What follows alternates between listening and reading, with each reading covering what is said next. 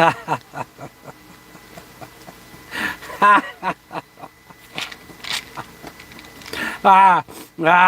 going to talk about, we have to give congratulations to the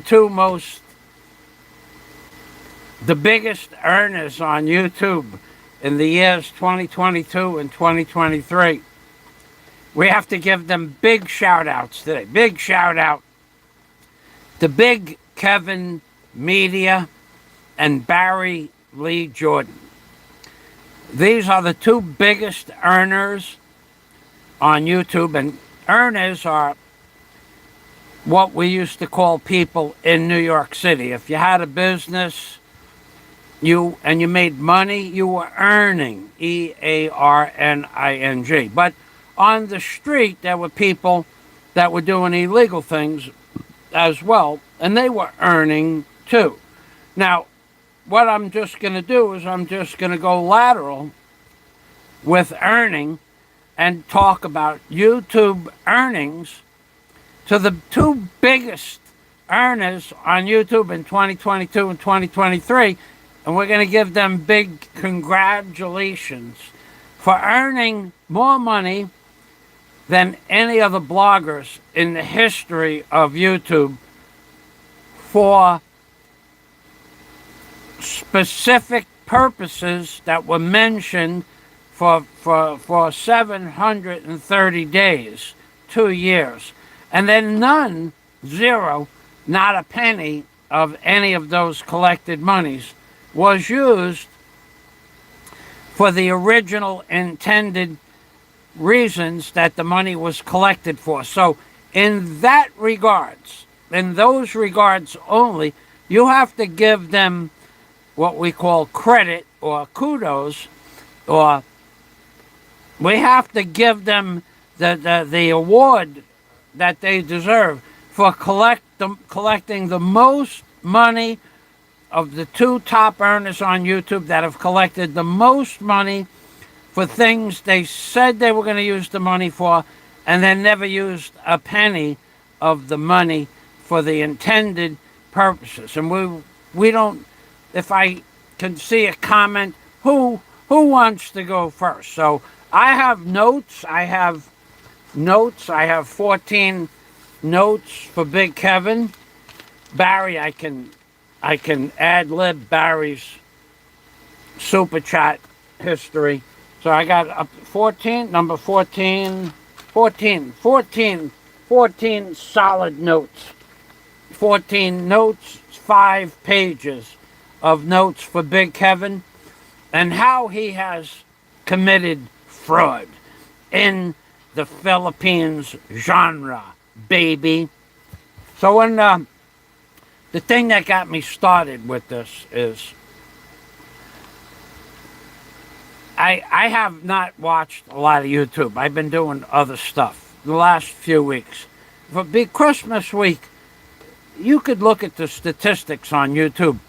Very few people put any kind of content out for a week or so before Christmas, including myself. Although I made several videos, I had a problem with the computer, which is now resolved.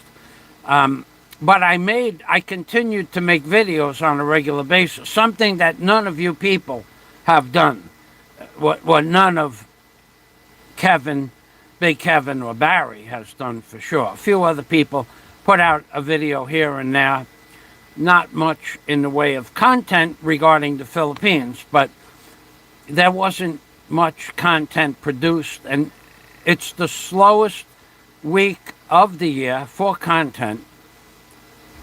Christmas week, and even between Christmas and New Year's, people are doing other things. I was doing other things. Other people were doing other things. So, like for instance, I put out a quick short yesterday on a beautiful vacation area in Bohol, just about 1,000 feet down the road, on the beach, down the beach, the path of the beach. And I put out, I did 3 or 4 more videos of the ecosystem in the Philippines, which I will eventually put out. I did a couple of drone videos, which I will eventually post. But this week, again, like I said, no matter what you post, the view count is down, and no one's interested in the Philippines at this moment. They're all recuperating from the holidays. This is just the way the views and what goes on. Now, the second week of January, that's when, if you have content, you want to get that out if you're interested in getting a higher view count and possibly earning some money on YouTube. But in the meantime, what I also did while my computer was down, and now it's back up, what I also did was I learned how to use my cell phone a little bit better. I learned some of the functions that I did not know where they were. I spent some time asking Google how to do stuff or watching YouTube videos. One of the things I learned how to do was reduce the size of a photograph. This phone, the Samsung Galaxy 21, will take a 5, 6.5, 7, 8 gigabyte picture. Well, you can't load that up onto YouTube. So there are functionality buttons that will bring it down to 20% or 50% of the original giga size. So I learned how to do that so that I would have more thumbnails available. I also learned how to copy and paste, believe it or not. I didn't know how to copy and paste a link. And I also learned how to get the screen to go from portrait to landscape. Because even though the people in the Samsung store said all you have to do is press auto rotate, you know that even the people in the Samsung store that sold me the phone don't know how to auto rotate the phone properly. There's a way.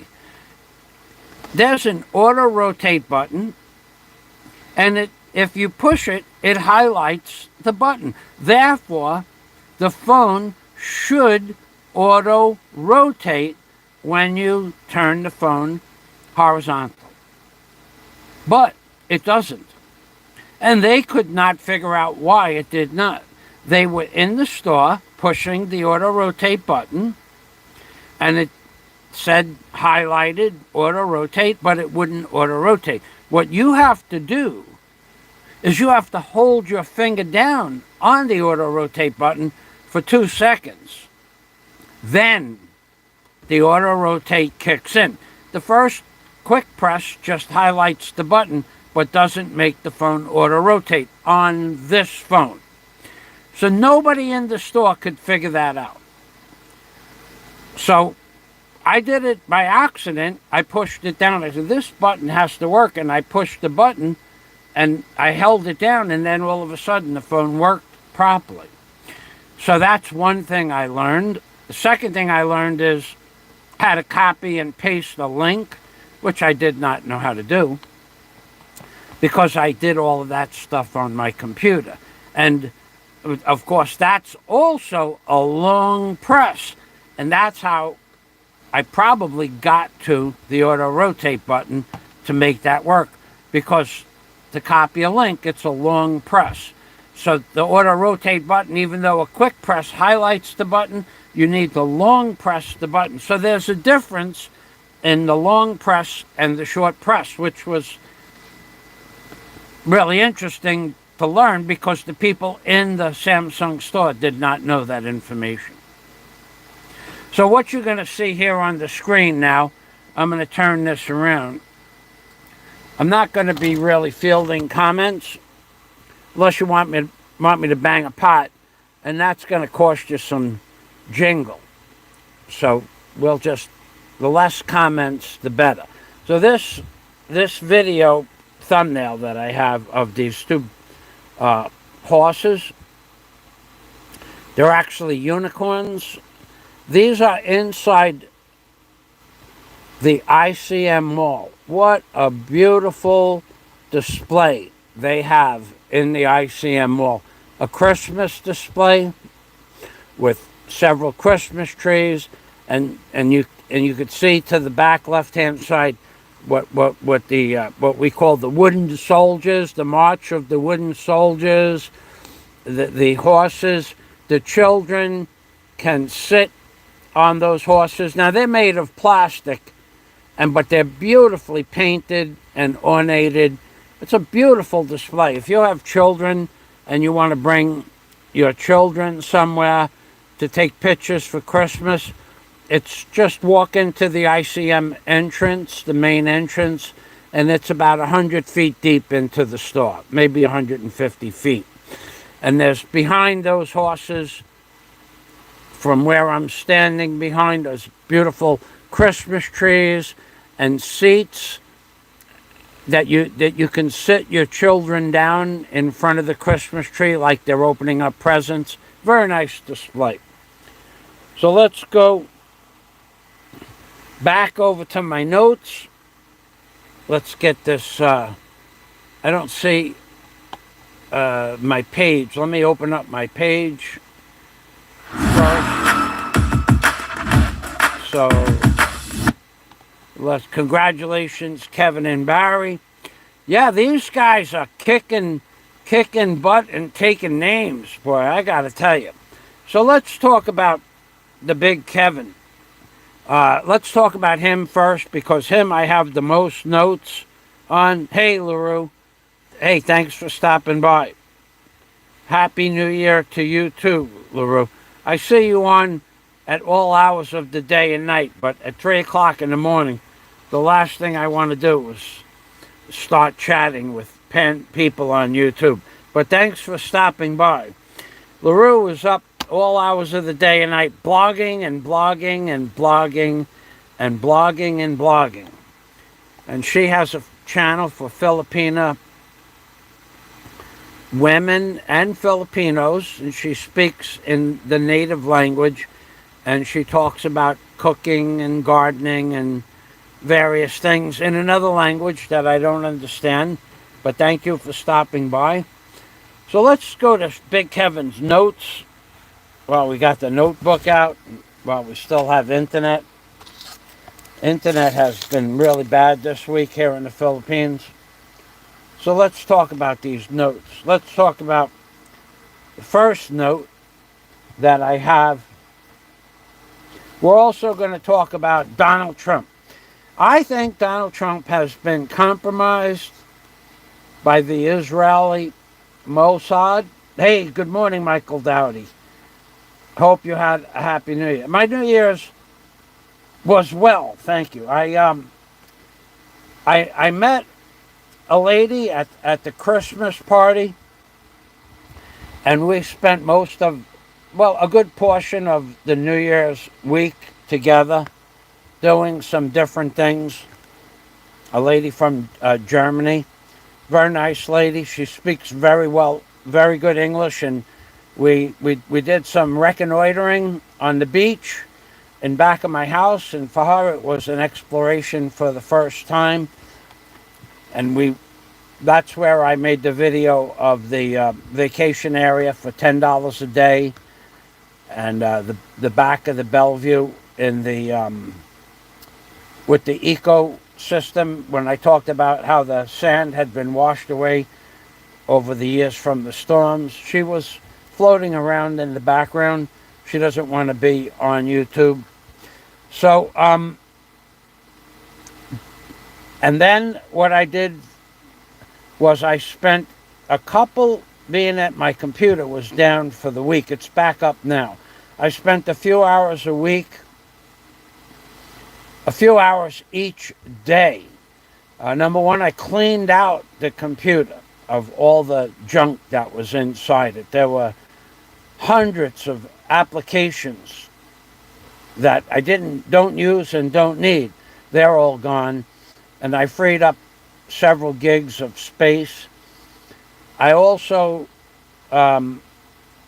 learned how to add and remove programs properly, because after each program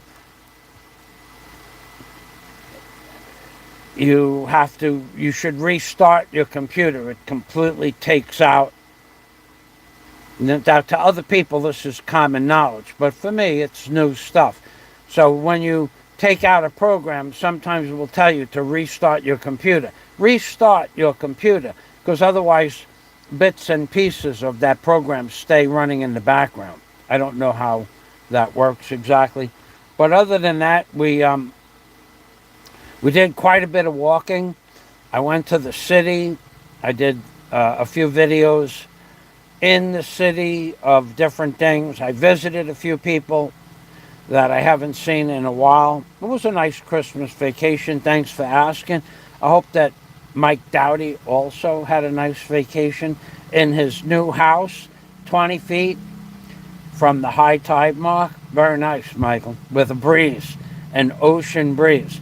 I'd like to see, even if a private video of the view from the back of your house, so I get an idea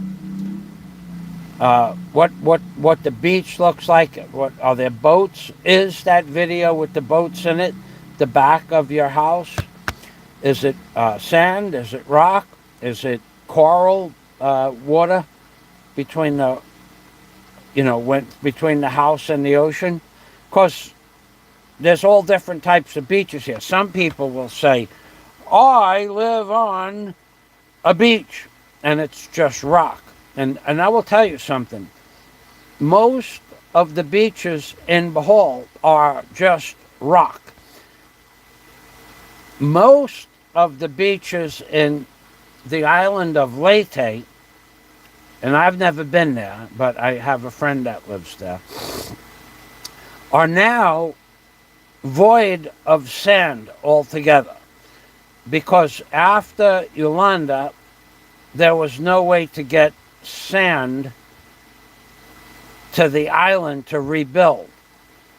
So every inhabitant of the island of Leyte went to the beach with buckets and trucks, whatever, carts, and they took the beach sand off of the beaches and used it to rebuild. So Bohol, they did the same thing in some places, and in other places like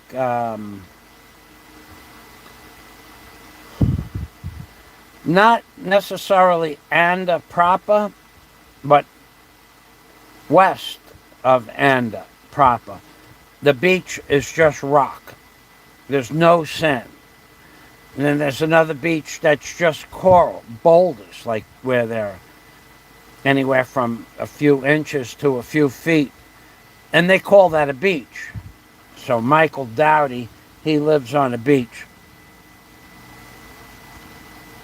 Okay, thanks, Michael. Yeah, well, the sand that's not white would be white, but from the environmental affluents that are in the sand, whatever, not just septic water, but just road dust and debris makes the sand brown. Otherwise, all the beaches in the Philippines would be white. Like my beach is white sand because the ocean comes from the Bohol Sea, from west to east.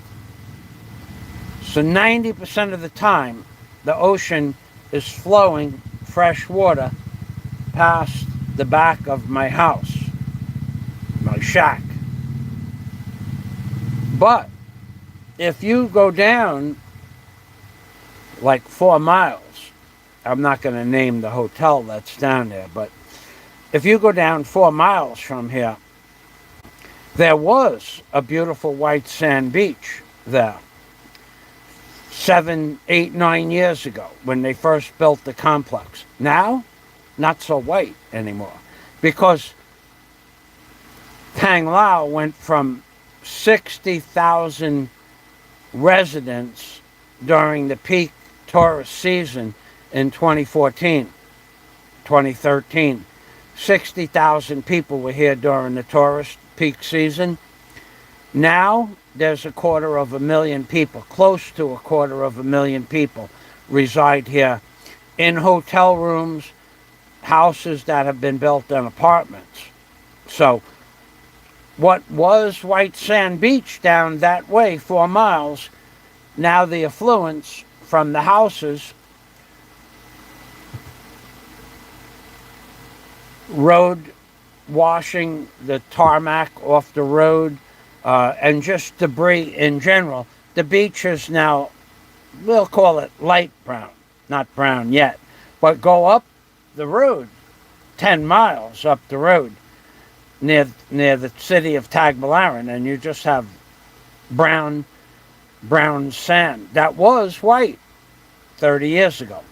So thanks for sending that video to me. I won't share it with anybody, but thank you for that, and I'm glad that we got to say hello to each other. And I saw your offer. Thank you, but I don't need anything.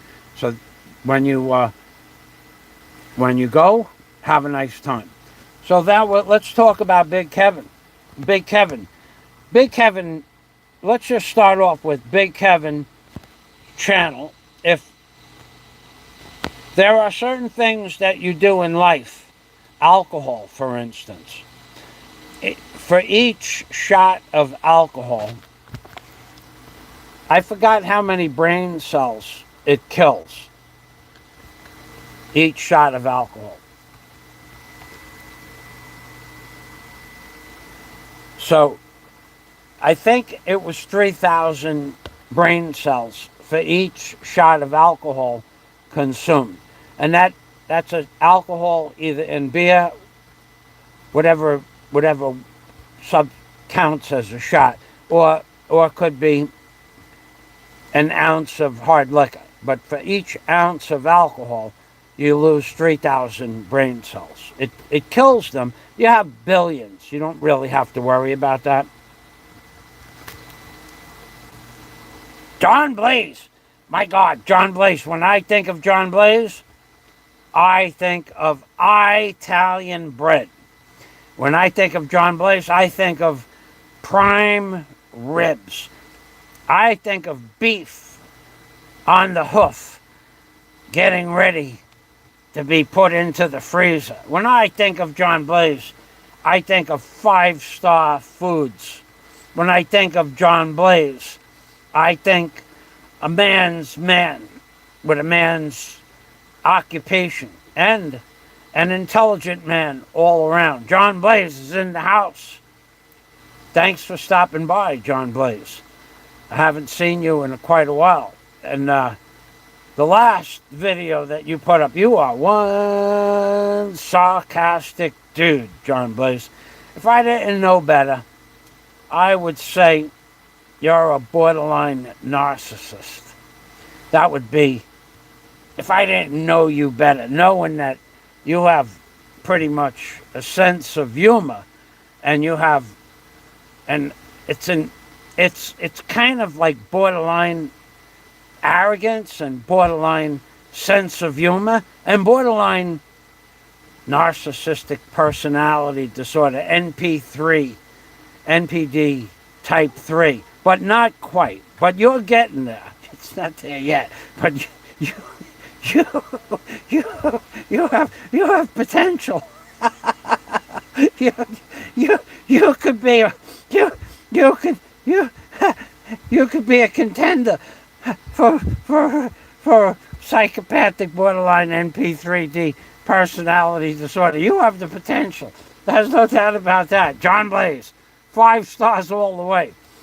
I think about $5,000 wooden stoves with water heaters in them. I think about $65,000 Bobcats. I think of $70,000 side-out camper vans. I think John Blaze is probably, I think he's rich, to be honest with you. I think that John Blaze is not a welfare baby, because you're certainly not a welfare. You earn your money. what do they call that? A psychological baby? The ones where you, trust fund. I think John Blaze is a trust fund baby. Because he's got too much stuff going for him. He's got property deep in southern Alabama. He's got large swaths of land. I think he's a trust fund baby because I thought about this. For a thumbs up, John Blaze says thumbs up. Yeah, let's try to get some thumbs up. Do I have any of those? I only got 3 thumbs up. Come on, I got to make 4. Come on, thumbs up, baby. I think of John Blaze as a trust fund baby because you got to look at John Blaze, right? Look at him. He makes Kevin, Big Kevin, look like a pauper. He makes Barry Jordan look like a pauper. Even though Big Kevin and Barry Jordan have collected $10,000 each in the last 2 years. John Blaze spent $10,000 on a chicken coop. That's got to be trust fund money. It's got to be. Somebody in his family is pumping those dollars into his bank account. Got to be like that. Got to be. Nobody comes up with 10 grand for a chicken coop. I saw the chicken coop. He put the video public. $10,000 for a chicken coop. Do you realize what you can buy for $10,000? You can buy a trailer in Alabama with running water and a sink and hot and cold and a shower stall, and you can buy a livable unit, like a 38, 40-foot single wide. John Blaze has got somebody in his family saying, don't worry, Johnny boy, we'll send you some money. Don't worry, Johnny boy, you buy whatever you want. You want to get married to a Filipina, you need $10,000 to buy some property in the Philippines. Don't just tell us what they just put down the numbers on your Christmas card and give us the bank account number. We'll put that money in your bank account for you. Because there's no way John could make that much money flying a Chinook helicopter. There's just no way. Money don't grow on helicopter trees. I mean, there's no way John could make that much money. He's a trust fund. He's a trust fund man. But he doesn't flaunt it. I mean, when he tells you that he just bought a $65,000 Bobcat, well, he don't flaunt that. And when he says that his truck is worth $50,000, he don't flaunt that either. When he tells you that he got a $200,000 agricultural machine, farm tractor, he shows it to you, but he doesn't walk over there and put a price tag on it, like a Christmas tag to John Blaze, from John Blaze, and then the price tag accidentally gets shown, like you show the price tag on the side of a new car. I did that with my Cobra, but I didn't make it public. I took a video. John Blaze doesn't flaunt his mother and father or uncle or cousin's trust fund money. He don't flaunt it like Kevin would or Barry would if they could, but they can't, so they don't. John Blaze is a very laid-back trust fund type of baby man. He's a baby man. Yeah, because nobody could make that much money. You know how much money John Blaze spent this year? I keep track. John Blaze spent last year, he bought a $55,000 truck. He bought a $65,000 Bobcat. So that's 50 and 60 is $120,000. 55 and 65 is $120,000. Then he bought that $60,000 trailer. That's $180,000.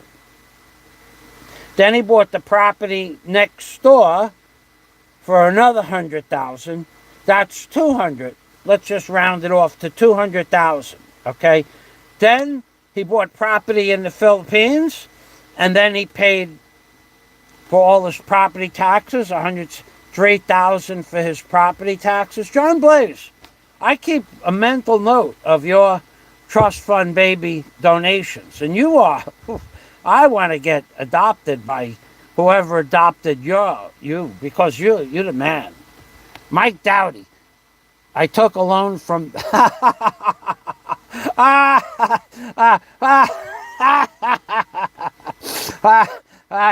John Blaze is making a funny.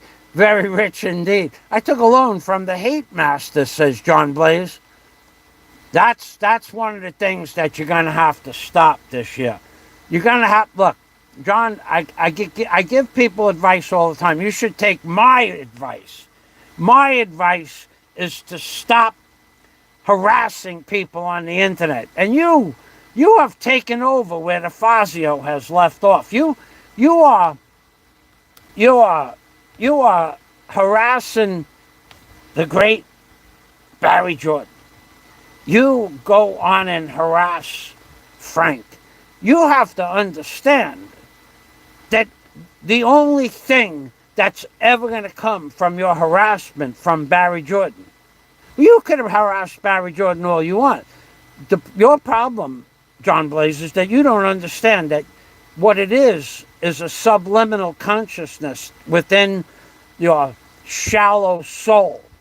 That you, John Blaze, are jealous of Barry Jordan's lifestyle.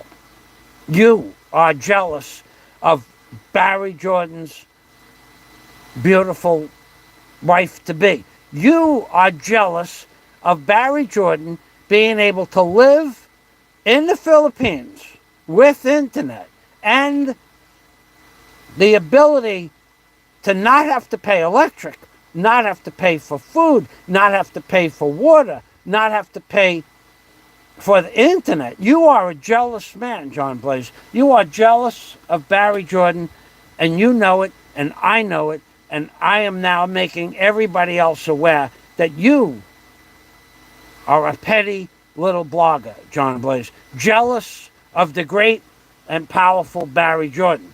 And also, if you really think about it, you are jealous of more than that. You are jealous of being, you are now spewing hate on the internet. And whoa,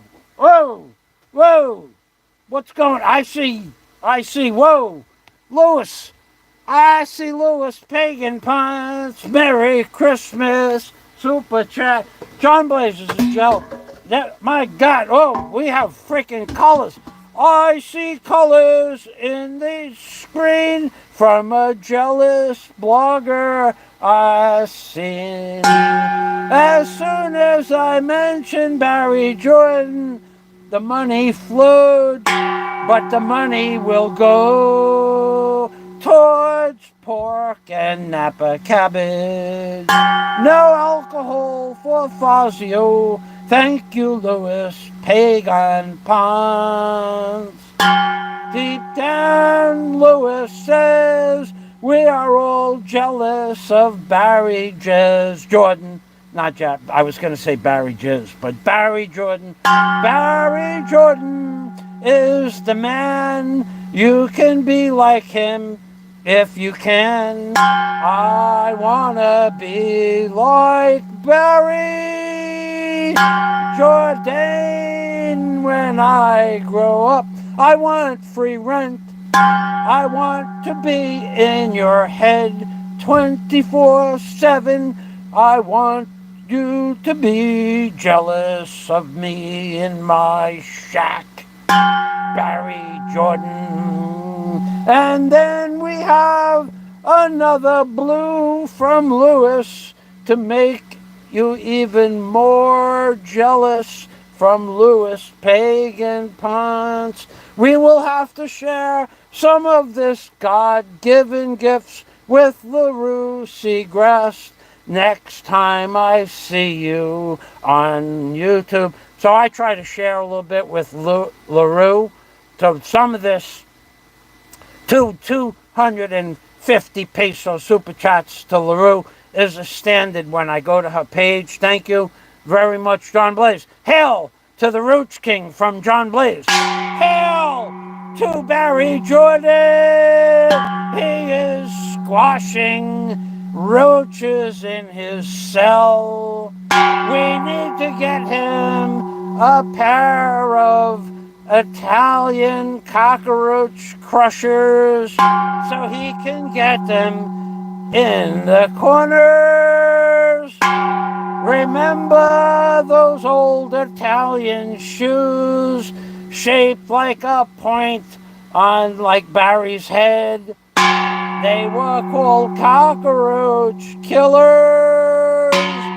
And Barry Jordan needs at least one pair. Hail to the Roach King! Hail to the Roach King!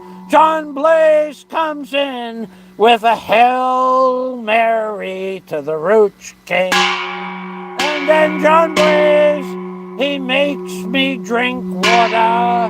I have some water here, but not enough.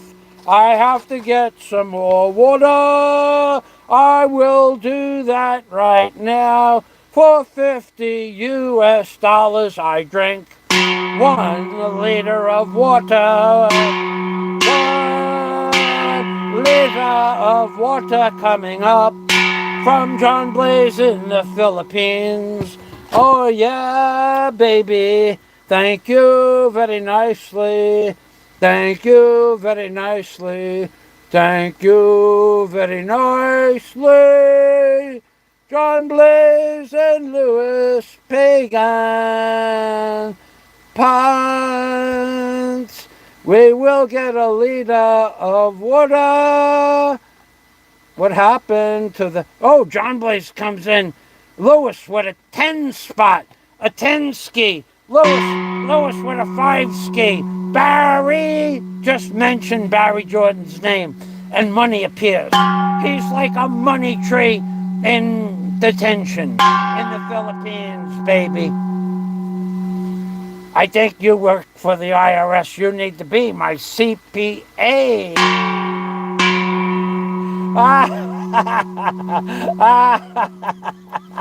I would make... Actually, I have to go back in a few weeks and pay my February 14th.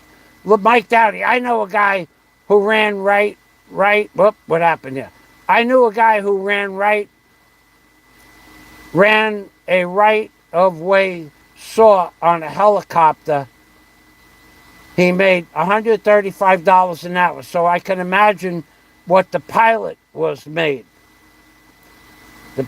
paid. John Blaze, Mike Dowdy is the helicopter pilot of a Chinook helicopter, which is a dual rotor helicopter. So I would imagine, and he also he sits in the left seat. He's the real pilot, and he has the certificates to put out forest fires, and he collects water with three different types of water collecting apparatus. One is a scoop that they drop down on a cable, 2 different types.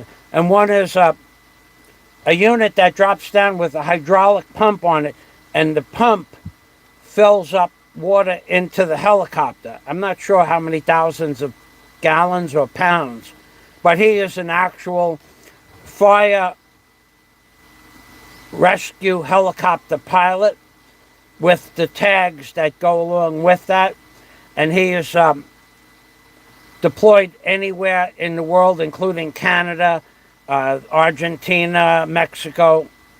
Snorkel bucket, 2,400 gallons, which is 8 pounds per gallon. That's 16,000 pounds of water each trip. A little bit more than that, actually.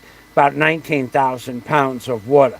So it's a snorkel bucket. It's a unit that drops down out of the helicopter like this, and at the bottom of the unit is a pump, and the pump pumps the water up into the helicopter. So John Blaze is an actual pilot. Now, how much money John Blaze makes, I don't know, and I don't want to know, and I don't care. because John Blaze earned that money by getting the tags. You don't just become a helicopter pilot. Helicopter pilot is like to get your private pilot's license in 1990 when I was flying was about $7,000 to $10,000 to get a pilot's license for a Cherokee Warrior 2 or a Cessna single engine with flight instrument rated, about $10,000. So I said to the pilot, I said, when I'm done with getting my private license, I want to get my helicopter license. And he says, oh yeah? So that was closer to $55,000 or $60,000 to get a helicopter pilot's license. So it's way harder, way more expensive. So John got his training in the military. But to get those tags to be for firefighting, you have to go and take a test. You have to take a test for all the support equipment, like that hydraulic pump. So John actually takes the pump apart and/or supervises the removal, replacement, and rebuilding of the pump. He's not just the pilot. He has the education licenses that go along with everything that keeps the helicopter flying. And that's because they send them to remote areas in the world. So thank you, Michael, for the intelligent inquiry. But John Blaze is in fact sitting in the left seat, does in fact run a dual rotor Chinook helicopter with a value of, the helicopter was not bought new, but a Chinook has a value of about $30 million. So John Blaze runs an aircraft that, when new, cost $30 million. So he's not a slouch. He's earned that money the old-fashioned way. But the trust fund does help at the end of the day. That's just icing on the cake. Right, John? Barry Jordan. We're not done with Kevin Media. Big Cabin Media. We have 4 pages of notes. We're going to tell everybody that watching Big Kevin's show is like drinking alcohol. For each shot of alcohol, you lose 3,000 brain cells. Big Cabin makes that look like chump change. I'm gonna go get a liter of water. I'm gonna bang down 1 liter of water. That's what those red super chats do to me. They make me thirsty for liters of water. I am now going for 1 liter of water. I have it in my hand. I have it in my hand. I have water in my hand. I have the water in my hand. Unlike Big Kevin, the money I collect, I earned it the old-fashioned way. Unlike Big Kevin, who runs a drama channel, belittling and berating other people for his super chat. When he has nothing to talk about, he talks about other bloggers, because he's likened unto a very big mouse, which sounds like cat, but starts with R, because that's what he is. He's a rat ass that collects super chat jizz. Big Cabin. John Blaze is like Batman, sees a wrong and needs to right it, says Mike Dowdy. Mike Dowdy. Frank's Lonely Horse. What is so great about Barry Jordan, the bummer? Hey, Frank's Lonely Horse. Did you see what's so great about Barry? Barry Jordan is one of the greatest bloggers in YouTube history.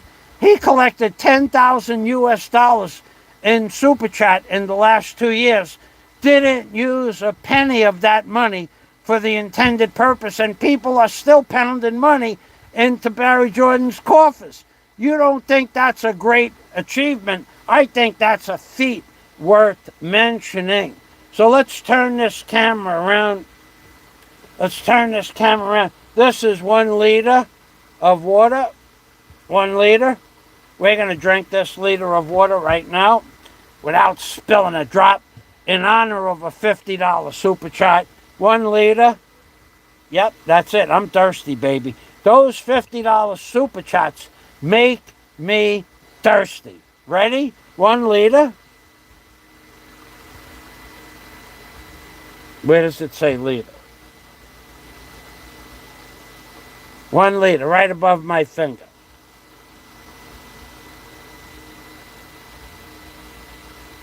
One liter. See that? 1 liter. A little bit of lemon, and here we go.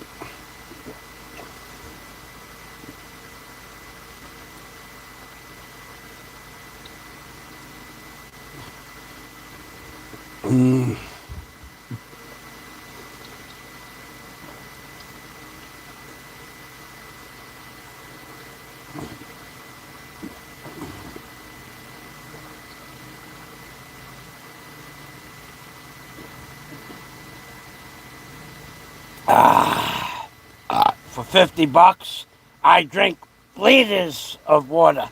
Salamat. Wow. All right, John. Thank you. That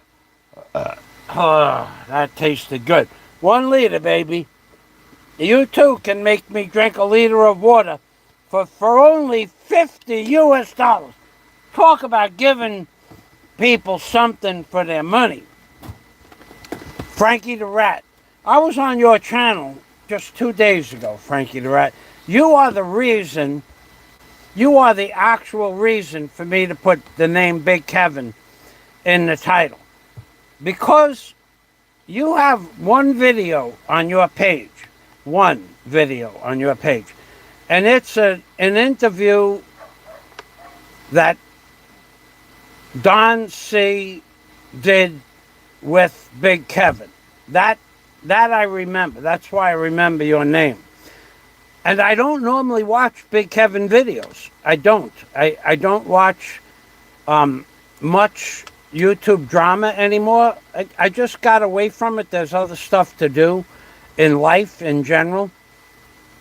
For instance, to do nothing sometimes is better than to watch Big Kevin, because like I said, Big Kevin's channel is completely worthless. There's nothing of any value on Big Kevin's channel, in my opinion.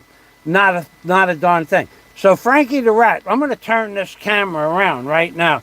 We're going to go to see if I'm right about the remembering your name. And you're the reason I watched Big Kevin this week.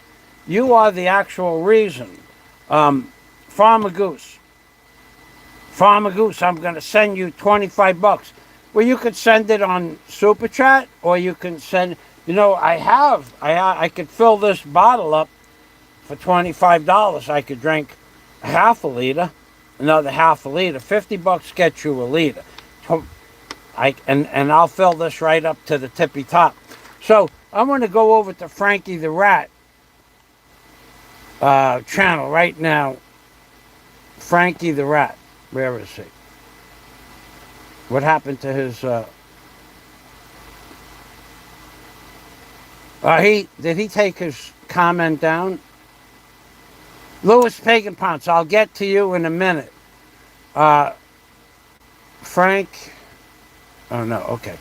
What happened to his comment? Frankie the Rat. Yeah, the next time I see you, if you took that comment down, Frank's Lonely Horse.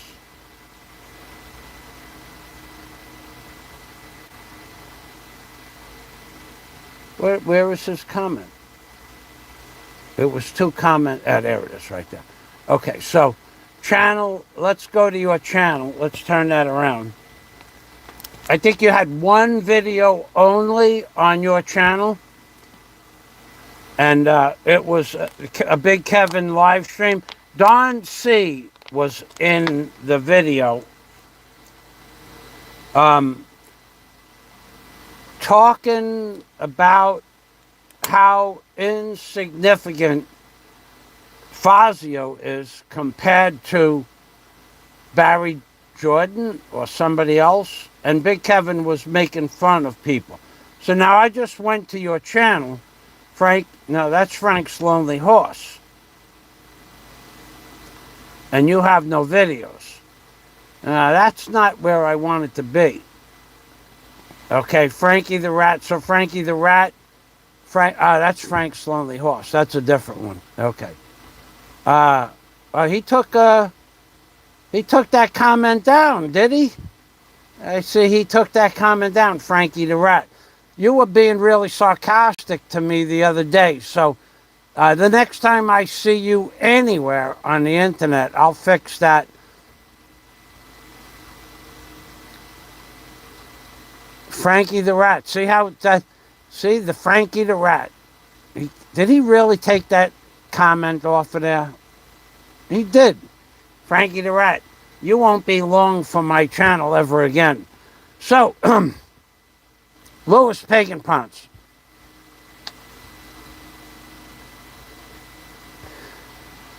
Okay, so John had explained that his helicopter has one method is to collect water.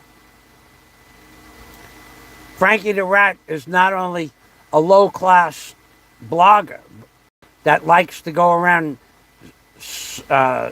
smirking, besmirching other people on other people, but he takes his comments down. Frankie the Rat, that's why he calls himself Frankie the Rat. So let's go, John Blaze. Snorkel bucket, 2,400 gallons, 8 times 24. 8 times 4 is 32, 8 times 2 is 16, 32 and 16 is 19,200 pounds of water that snorkel bucket picks up. If mixed with retardant, the weight is 15 pounds a gallon. Wow, that retardant is heavy, okay?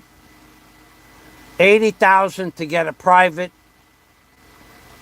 in rotors, 80,000 US dollars to get a private helicopter pilot's license, rotors being plural.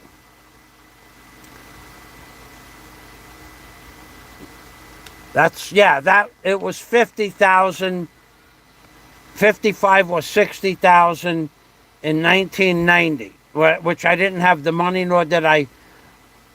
It's hard. It's much harder. And the cost of the helicopter is like 5 times the cost. So,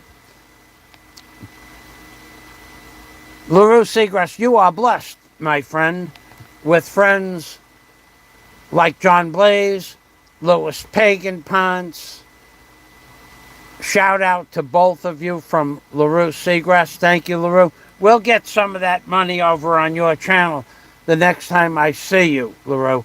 I have not been on YouTube Christmas week to stop by and say hello, but I didn't forget about my little Filipina friend. I don't know why this won't focus. Hold on a minute. I'm going to clean the lens. Oh, that's much better. Okay, so another 30,000 to get commercial rating, and 10,000 more for instrument rated. I remember when I did my instrument rated, you people, I know you don't, none of you believe the stories I tell you, so you know the simplest things that for you would be not only life-threatening, but would be deadly for 99% of the people out there watching this program right now. Do you have any idea what it's like to fly a plane? Not many of you do. The ones that do will understand what I'm saying. So the first time you go up, well, I had many hours in experimental aircraft before I flew the Cherokee Warrior. But the when you go up, the pilot is preparing you to fly. I mean, he might put your instrument rated visor, your instrument helmet on you, maybe after just 4 or 5 hours of flight time. So you think it's easy to do what John is saying costs $30,000 US, your instrument rated. So here's how you do that. I'll just give you a 1-minute synopsis of that. You're flying a plane, right? And you think if you're not allowed to fly through clouds. You're not allowed. And there's a reason for that. You lose your sense of equilibrium flying through a cloud. You lose it. In other words, a plane has a set of gyroscopes, or a gyroscope, and you're flying straight and level, what they call straight and level. Horizontal, parallel to the flat Earth. And the Earth is flat. So you're flying, and if you fly into a cloud, number one, you cannot see anything. You're whited out, like being in a snowstorm. But that's not the problem with flying into a cloud. The problem with flying into a cloud is you lose your sense of relativity to the angle of the aircraft or the angle of attack that the aircraft is flying in. In other words, you flew into that cloud straight and level. The gyroscope has an artificial horizon, and you're on the ball, which keeps the airplane at a certain attitude, attitude. So your aircraft is at flight level attitude, no roll, no pitch, and you fly into the cloud. And all of a sudden, you're in the cloud and you're whited out. And you don't know whether the airplane is up or down or sideways or pitching or rolling. But your flight indicator says flight level. But you think you're not flight level. And you try to adjust it. You will do that. And unless you have very strong willpower, you're going to try to outsmart your attitude indicator. And it's already telling you that your flight level, your instruments say flight level at 1,800 feet. But because you're in the cloud, you lose your sense of bearings. So in order to practice instrument rated, which is when you're in the rain or snow or fog, they put a visor on you, and you can't see anything. and you have to just look at your controls. So now the controls, your attitude, pitch, your roll, that's all. They all have indicators. It's all indicated on the firewall, on the dashboard, and so now you can't see anything. You're from your nose up, it's just white, and that's how you practice for your instrument rated. But when the pilot put the instrument rated visor on me, I had already been an A&P jet mechanic. I know those instruments are right, and they're certainly not gonna, because you fly into a cloud, they're not gonna change.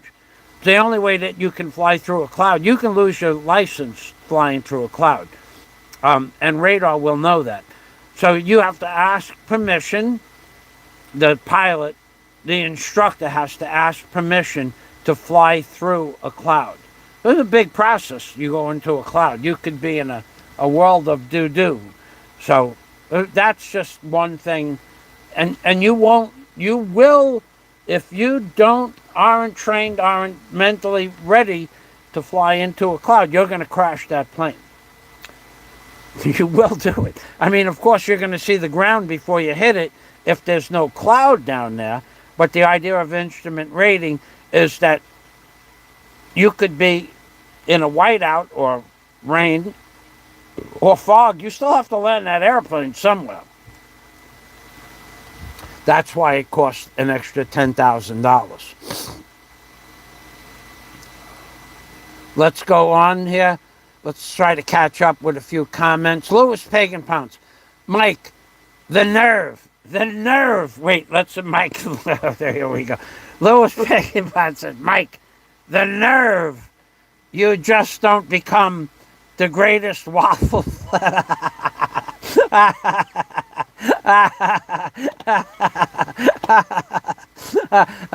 Yeah, the waffle has ever seen. I like to see you flip waffles with bat claws attached to your wings. Come on, dude, flying a helicopter or plane. Child's play. Louis, another pot banging is in order for that major donation to Fazio. Super chat, baby. Louis Pagan Punch knows how hard it is to flip them waffles. Barry is a professional waffle flipper. I don't believe anybody's better. The one thing that Barry does, he flips those waffles from above. He's a waffle flipper. Coming home from those discotheque binges, somebody's gotta flip those waffles. How many waffles would you like, Sir Fazio? Barry, fill that plate up to go. Barry the waffle flipper, at 5 a.m. he's the king of waffles. I need waffles with extra syrup. Louis Pagan Pounce knows how important this is. We need waffle flippers in this flat world. And the earth is flat, my friends. Flatter than a pancake, no pun intended. There is no arc on no ball. The earth is as flat as glass on a scale that would make you laugh. You have never found proof that the earth is not flat. Even the Navy proved all of that. This is true, I say. The U.S. Navy proved it one day. They took a laser, high-powered laser, on a ship at 20 feet of elevation. They shot that laser 93 miles. 93 miles away, that laser hit another ship. At that point, we know that the Earth is flat. Had it not been flat, if there was a curve at 93 miles, the ship would have been on the other side of the horizon, several miles away. But the Navy proved it that day. The Earth is as flat as a pancake, I say. Happy New Year, drug Sith Wills. Happy New Year. The Earth is flat, my friend. Let's go. Let's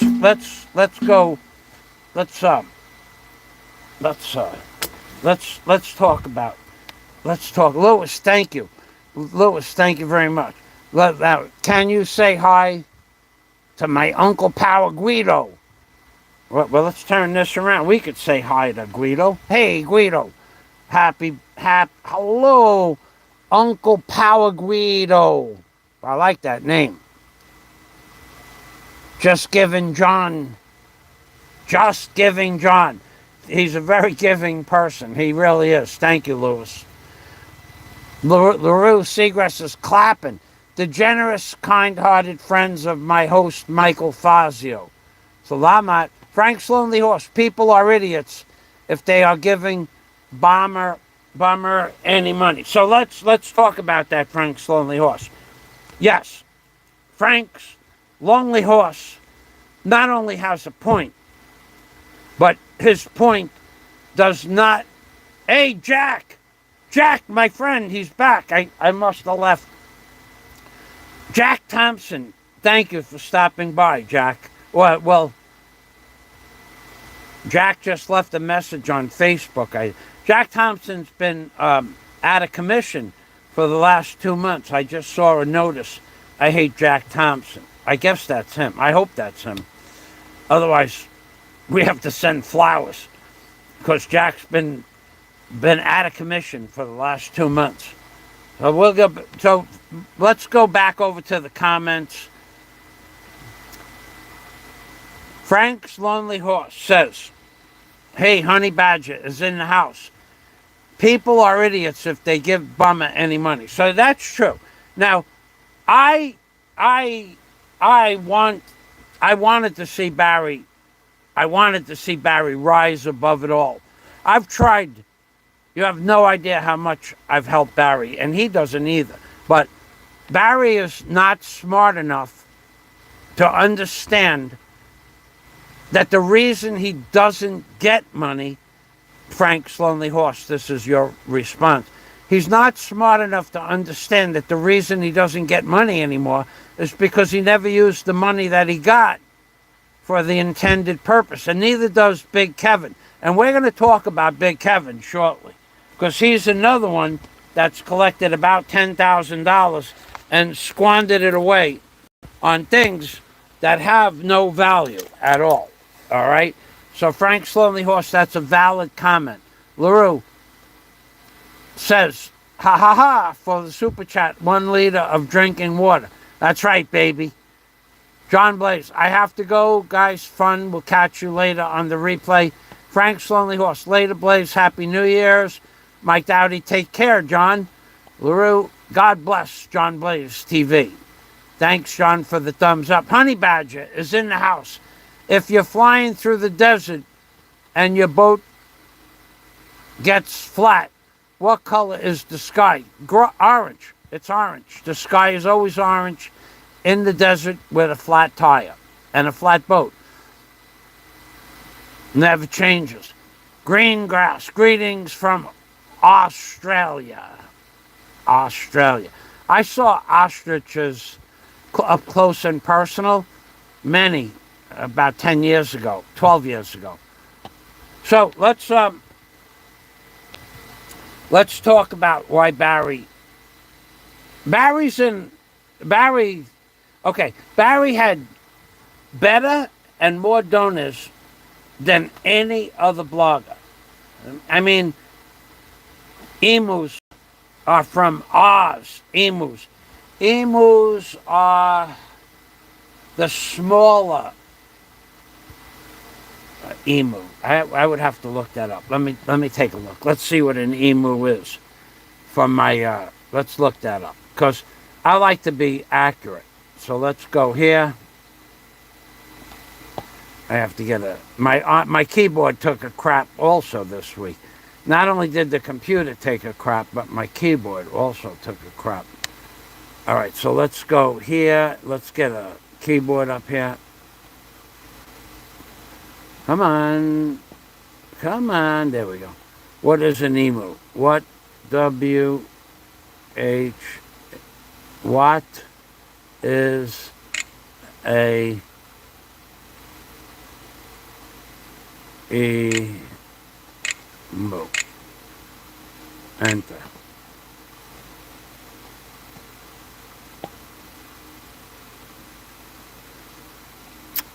What was that name that you said?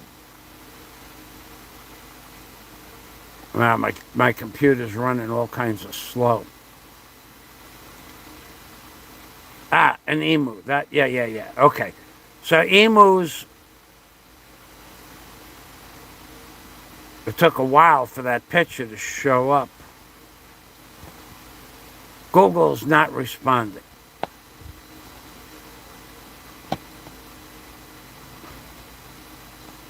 Let's wait for it to respond.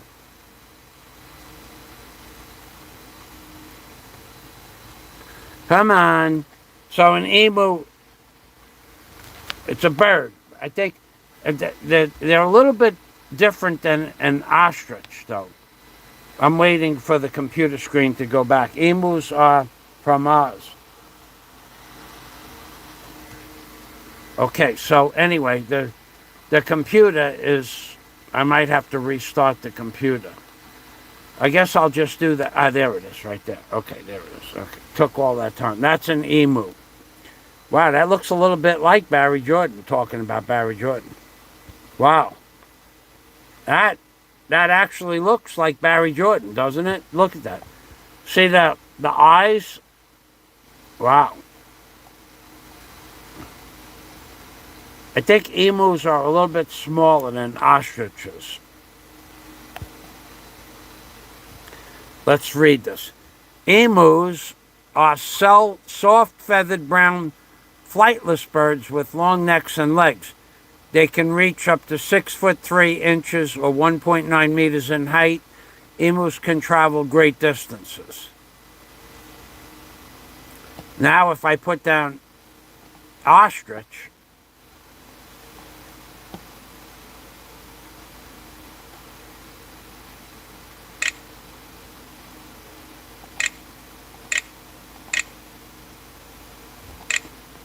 let's look that up. I think they're in the same family, but they're different. They're in the same family. They're flightless birds. Okay, so ostriches are bigger than emus. I was right about that.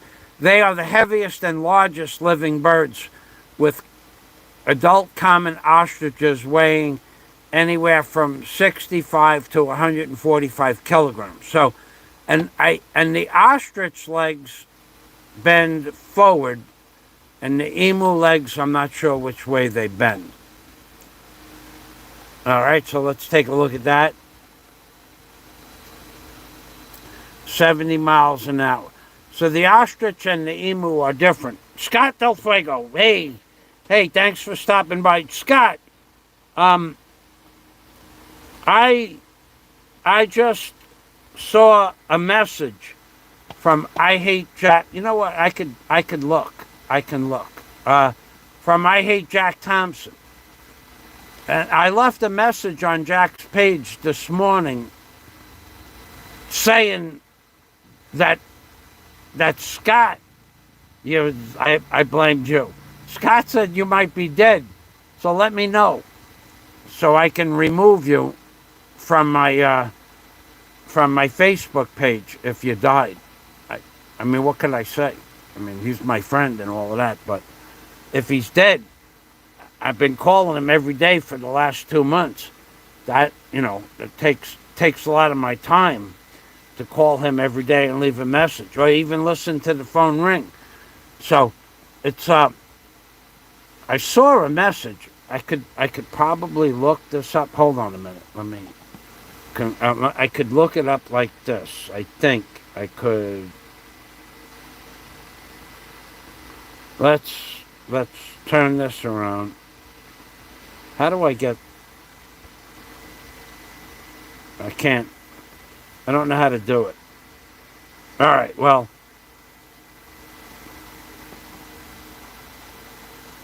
Philippines blogging. Michael Fazio is continuing the tradition of outstanding blogging. I just drank a liter of water for $50, Scott. And if you have an extra 50 laying around doing nothing, this bottle can be yours for $50. Just letting you know. I'm baiting the game. Baiting the game. So, hey Scott, thanks for stopping by. So, so I just saw a message, and I hate Jack Thompson. So we're gonna talk about Barry Jordan. Barry Jordan, and then we're gonna talk about Big Kevin. So Barry Jordan, I will tell you this about Barry. He is entertaining. There's no doubt about that. I mean, the man has to have by far, the lowest IQ of any Philippines blogger that's ever lived. I'm not being sarcastic. I mean, this is truthful. He had people sending him hundreds and thousands of dollars each year up until recently.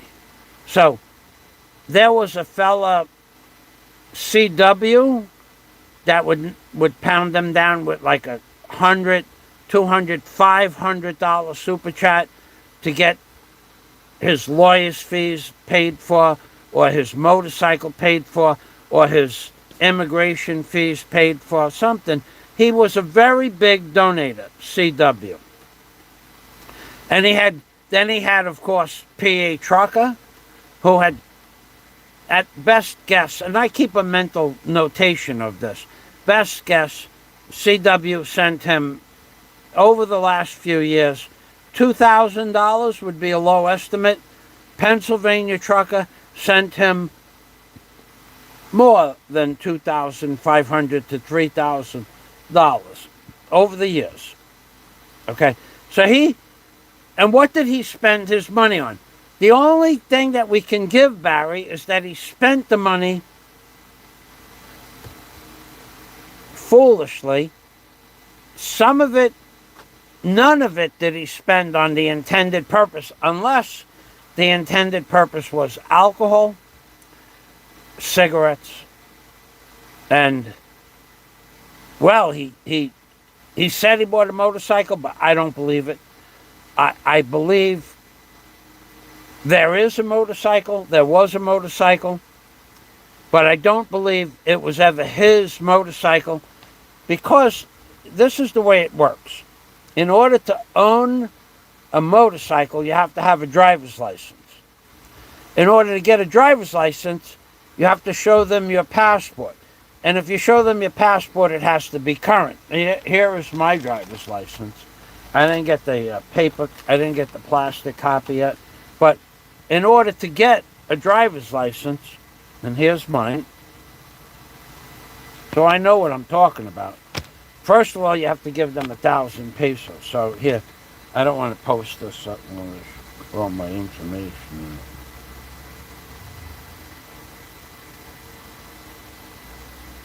And not that it matters.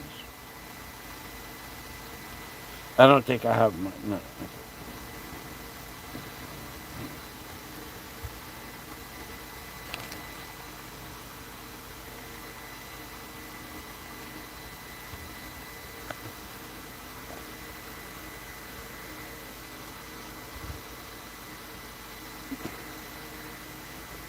And the expiration date is right there.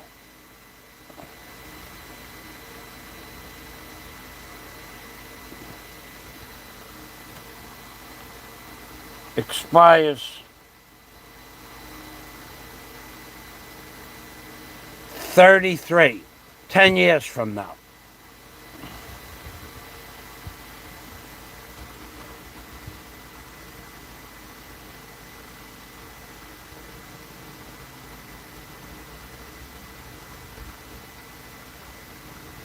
So my driver's license I just got on, I got it on my birthday in September. So I know what the rules are. So Barry claims he owns a motor vehicle, but he can't because he can't put it under his name. But he said it was under his name. That's the problem with Barry Jordan. He lies about everything. He's very much, it's more than habitual liar. It's more than a compulsive liar. There's something further than that. Scott would know the answer. Oh, and there it is, right there on the board. He lives in the moment with total impulsivity. Right. He's more than just a normal fraud. He's a special kind of fraud, Barry is. So he can't never. He said that the motorcycle was registered under his name, but it's not possible.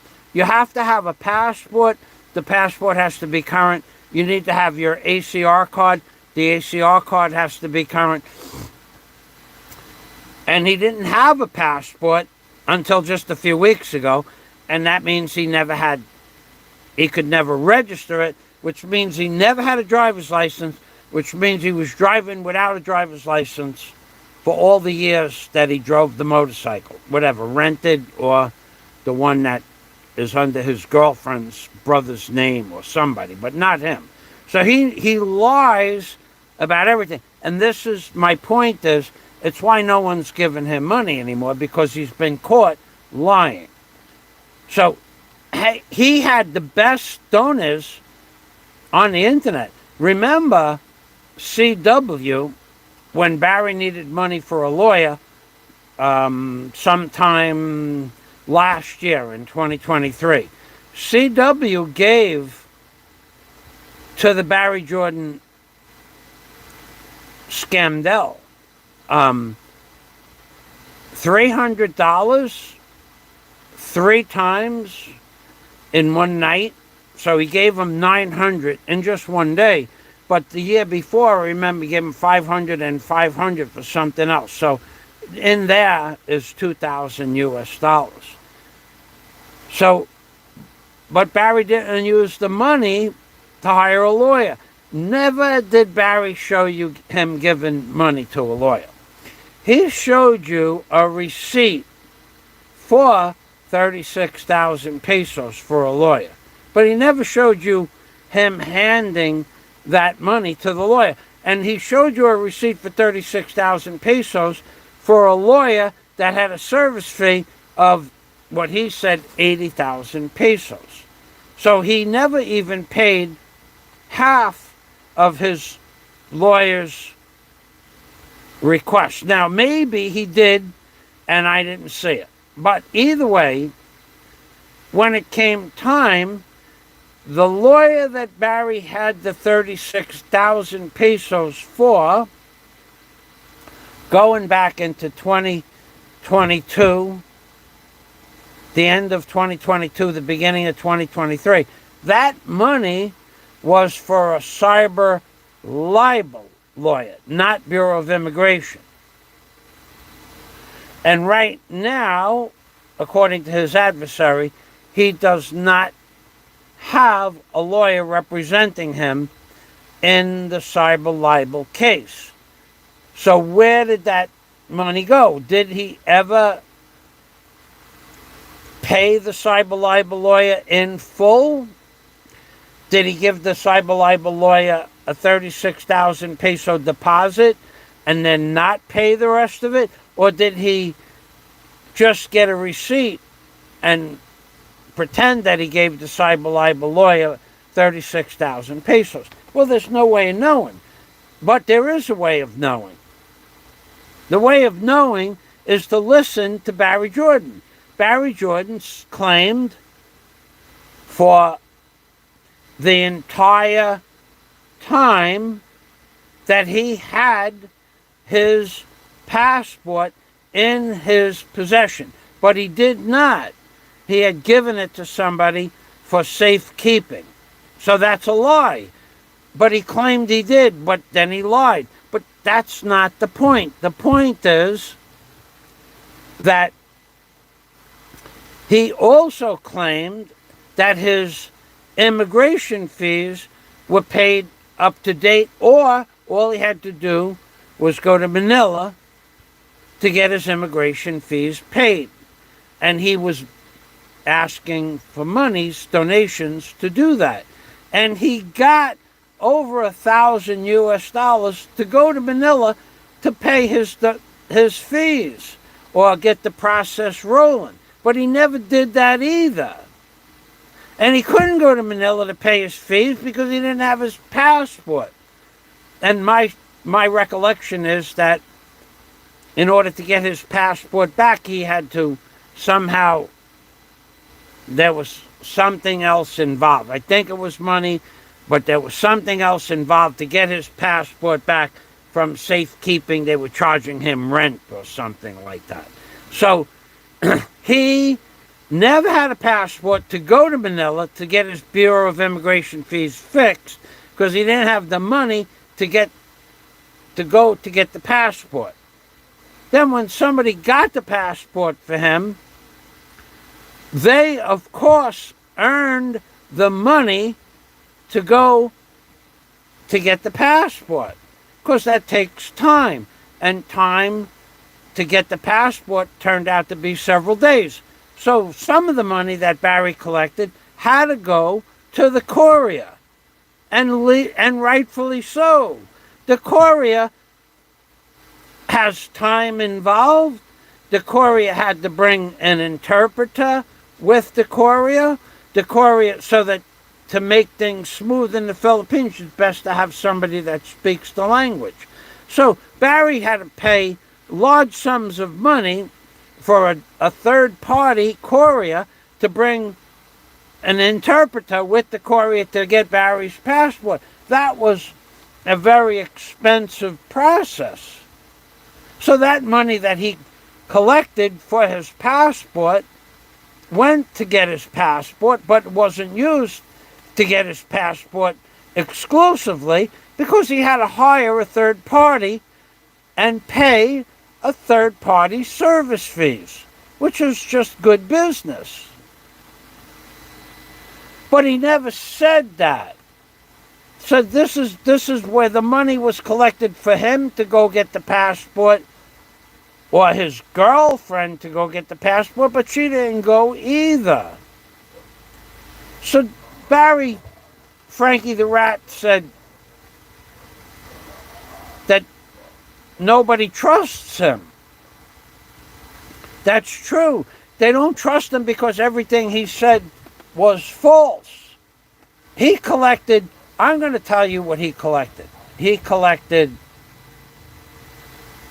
at least in the year 2023 and 2022, for the motorcycle, that's 120,000 pesos. Three $300 super chats from CW.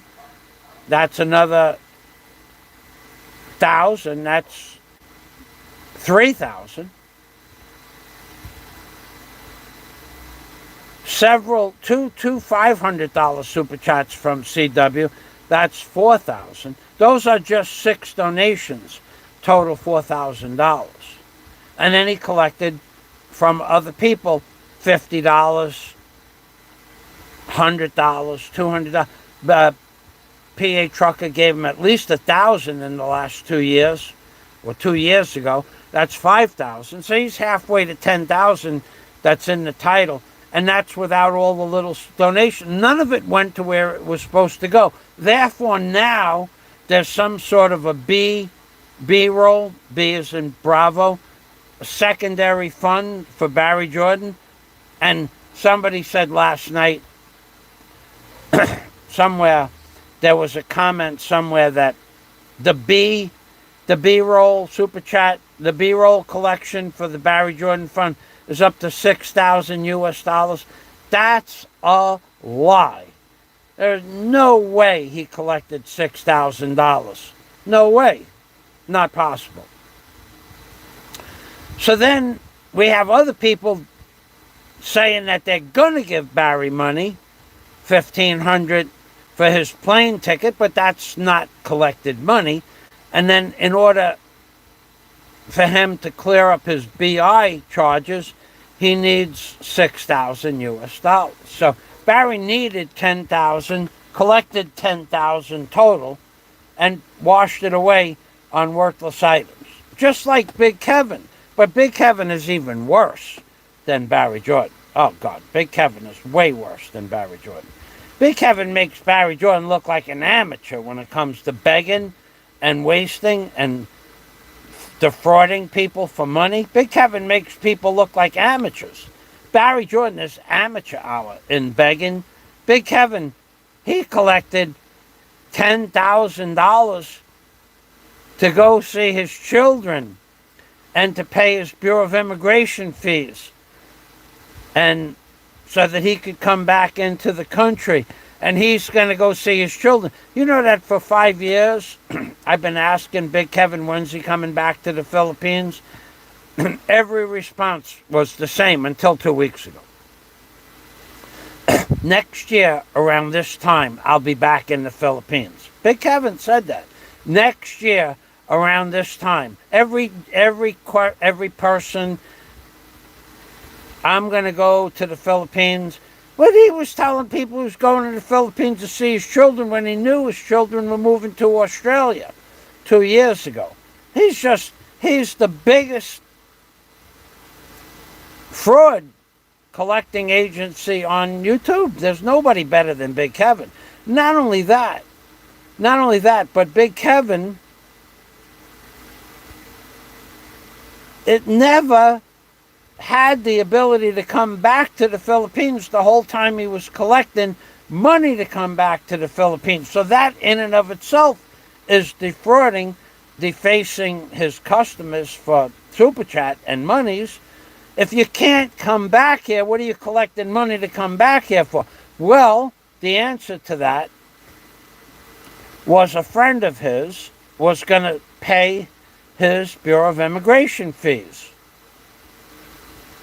Big E I saw that Big E agreed to pay Kevin's immigration fees. And that was very nice of him to do that.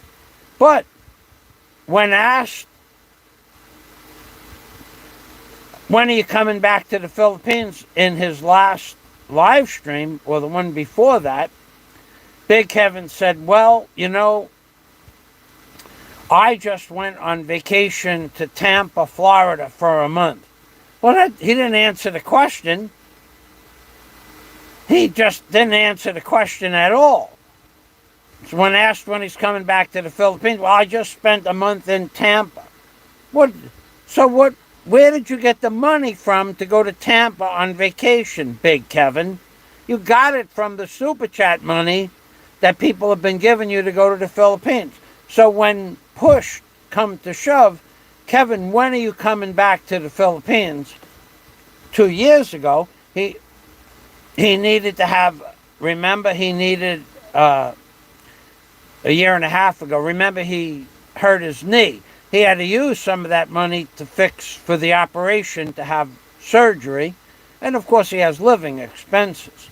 So that money, a year and a half of business expenses to live in his aunt's house, that money's gone. Then asked, push comes to shove, when is Big Kevin coming back to the Philippines? Were your immigration fees paid? Big Kevin said, well, I'm not going to come directly back to the Philippines. Well, wait a minute. Your children live in Australia. Are you going to Australia? No. Where are you going? I'm going to go to Vietnam first. Big Kevin said that. So what are you going to Vietnam for? Ha! You got to ask Big Kevin 25 questions to get to some semblance of truth. He's another fraud on the internet. Big Kevin said, I'm going to Vietnam first because I don't know if my immigration fees were paid. That doesn't make any sense at all.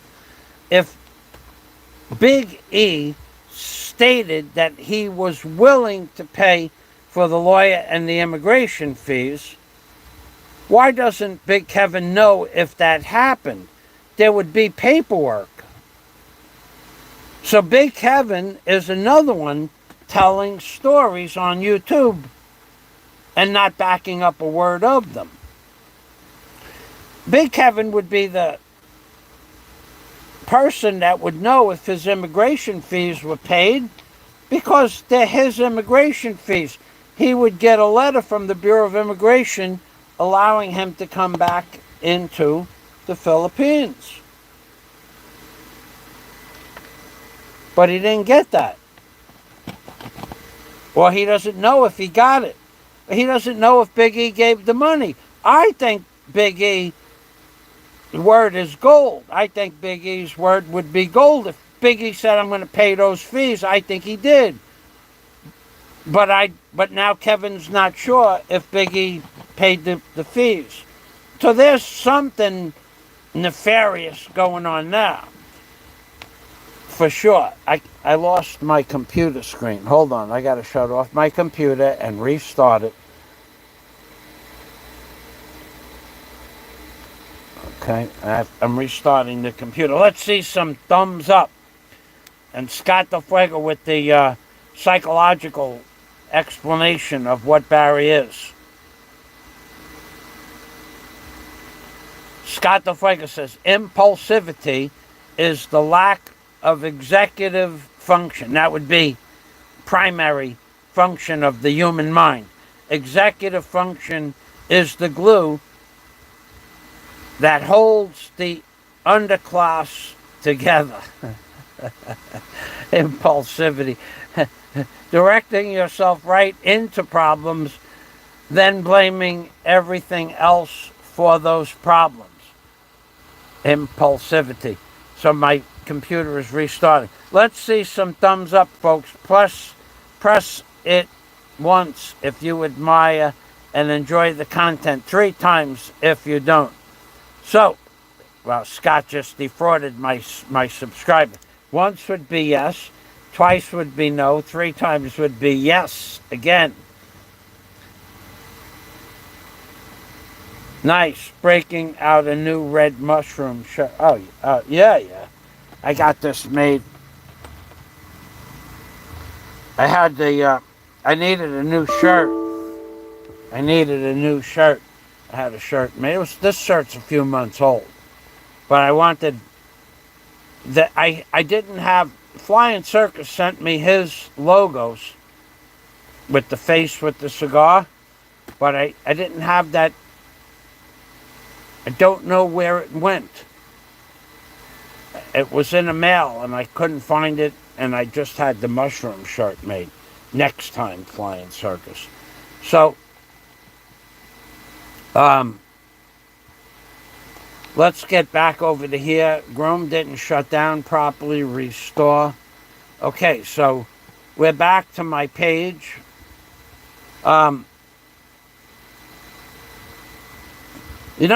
These mushroom shirts, they grow like mushrooms.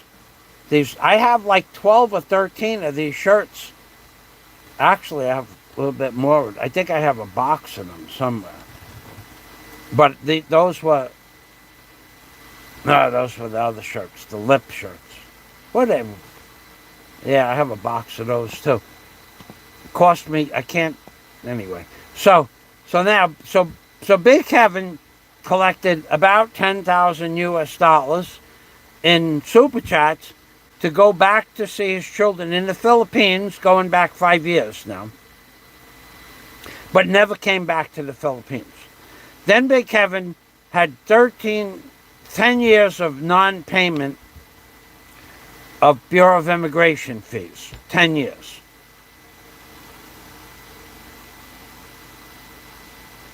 So I don't know how much that is. I don't know how much it is. I think it was $8,000 in fees and fines. So it's $30 a month. How much is it? 3,000 pesos. It's $90. How much is my immigration? It's 3,000 pesos every 2 months. So it's $30 a month. But then there are lots of fines. It could be $8,000 or $9,000. But Big E said that he got the fines reduced for under $5,000 or $6,000, and he was going to take care of the bill. So Big Kevin is telling you one thing. I believe Big E paid the bills, but I don't now. Kevin's not sure. Well, why is he not sure? Why? So there's fraud somewhere. There's lies and nefarious stuff is going on somewhere. So Big Kevin's new plan is to go to Vietnam first. Now, the reason why we brought Big Kevin into the picture today, because Big Kevin has nothing to offer the Philippines vlogging community, but still talks about the Philippines vlogging community. We'll get to that momentarily. You are the most worthless information, access to information for the Philippines vlogging community on, in, and of the Philippines, Big Kevin. You're completely worthless when it comes to giving information for the Philippines vlogging community. But let's do this. Big Kevin said he's not coming to the Philippines now. He collected $10,000 in monies to go visit his children over the last 5 years. He's not going to Australia where his children are. He may go to Alaska to visit his family. He may go there. So that money's not going to get him to the Philippines. He's certainly not coming directly back to the Philippines, and here's why. If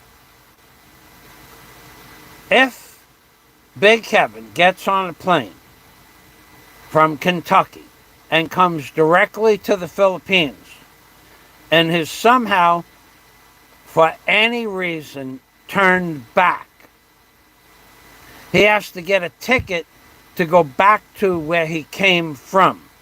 That's Bureau of Immigration policy. So his new plan is that he said he's not sure if Big E paid his fines. Well, that would make no sense at all, because I believe Big E paid his fines, but I don't know why Big Kevin is saying that Big E may not have paid his fines. I don't understand it. First of all, he's insulting a man that said that he was willing to give him $6,000 to get him squared away. That's a big insult to Big E. Okay? And I have no love for Big E, but that is completely slapping Big E down in the face. And that's wrong. Big E's given him tons of money in the past and may continue to be giving him money. We don't know. But, so Big E, I believe, paid his fines, but Big Kevin has a new story. I'm not coming directly back to the Philippines. So here's the scam that Big Kevin is running now. He's going to Vietnam first. I don't know for what reason. Big E is in the Philippines. His extended family is in the Philippines. So I don't know why Big Kevin is going to Vietnam, but he's going to go to Vietnam, and the reasoning behind it is if he goes to Vietnam for a month or whatever he said it was, and then he comes to the Philippines, and if there's a problem with his passport and visa, they will just send him back to Vietnam, which would be like $150 plane fare. But if he comes from Kansas, he has to buy a ticket for over $1,000 Could be much more, because same-day tickets are very expensive. So he scammed everybody again. Scandalized everybody for the super chats that he collected to go see his children. When his children are in Australia, he's not going there. So he scandalized everybody again for super chats. Money that he's never going to go see his children with. Now, that's not why I'm talking about Big Kevin. I'm talking about Big Kevin because Frankie the Rat made a comment somewhere, and I said, let me see who this guy is. And I went to his page about 5 days ago. Frankie the Rat has one video on his page, and it's from 2 months ago. And in that video is an interview with the great Don C. Okay. And in that video, that Kevin's live stream, he was talking about Barry Jordan, and he mentioned Frank. See, when Big Kevin has nothing to talk about, and he has nothing to talk about worthwhile, he has to drum up the drama. And nothing drums up the drama better than Big Kevin talking about the infection on my leg, Big Kevin talking about Barry Jordan now, because there's lots to talk about Barry Jordan. And when he has really nothing to talk about at all, he goes, come on up, Frank. Come on the channel, Frank. I'll put out the link for you. Because Big Kevin can't run a show without degrading, humiliating, and defacing other people's good names, or smearing people in general. That's his thing. His thing is smearing other people. So in a way, Big Kevin is an NP3 type 3 narcissistic personality disorder with all of the psychological ramifications of being the utmost highest level of narcissistic personality disorder. There's no doubt in my mind about that, because he can't do anything else. He's not capable. He's not done anything at all worthwhile in years. When has he ever just walked outside his house and walked around the lake? Never. When has he ever gone and showed you the mall in the capital of Kentucky? Never. Does he own a car? No. Does he drive? I don't think so. Does he have a hobby? No. He has no hobby. His hobby is degrading other people on YouTube. His hobby is absconding money from ignorant donors like that guy that gives him unlimited amounts of money. $100 here, $100 there, $100 there. That guy has to be, I would say that guy's IQ is not much lower than Barry's, but lower than Barry's IQ. The guy who gives Big Kevin $100, here's $100, here's $20, $20, here's $20. And for what does he give Big Kevin the money for? Nothing. Just gives it to him because he's got extra cash. But Big Kevin doesn't spend the money on the things he says he's going to go spend the money on. How many cameras do you need? How many toys do you need on your desk? Where have you ever gone? Where has he ever gone? Nowhere. We went out with Philip Janik to a buffet, and he went out with P.A. Trucker one time. That's it. In 10 years, or, well, in 5 years that I've been watching him. But his draw is drama. His draw is to humiliate and defame myself, Barry Jordan, and of course Frank, by talking about the things that he knows are going to bother Frank, he drums up drama. And that drums up super chat. So nothing positive does he ever do to collect super chat. His means of collecting super chat is negative. He doesn't sing, all right? He's got some props that he got a lot of trouble for. The horse thing, got a lot of trouble for that. He got strikes on those horse videos. And well, he should have. Defaming another man's wife or girlfriend or whatever in the way that he did that. It's just wrong. Now, most of us have stopped doing that years ago. But not Kevin. He's still doing it. And that's why he has no content, and his only content is to defame other people, besmirch their reputation. Now, Barry, reputation, hard to besmirch that any further, but that's the way it is. But so big, come on up, Frank. Come on up, talk. Come on, because he knows that generates hate, and that's what Big Kevin is. He's the new hater in town. And the fact that when my name came up in the chat on the video in question, that's on Frankie the Rat's channel, an interview with Don C. Even Don C.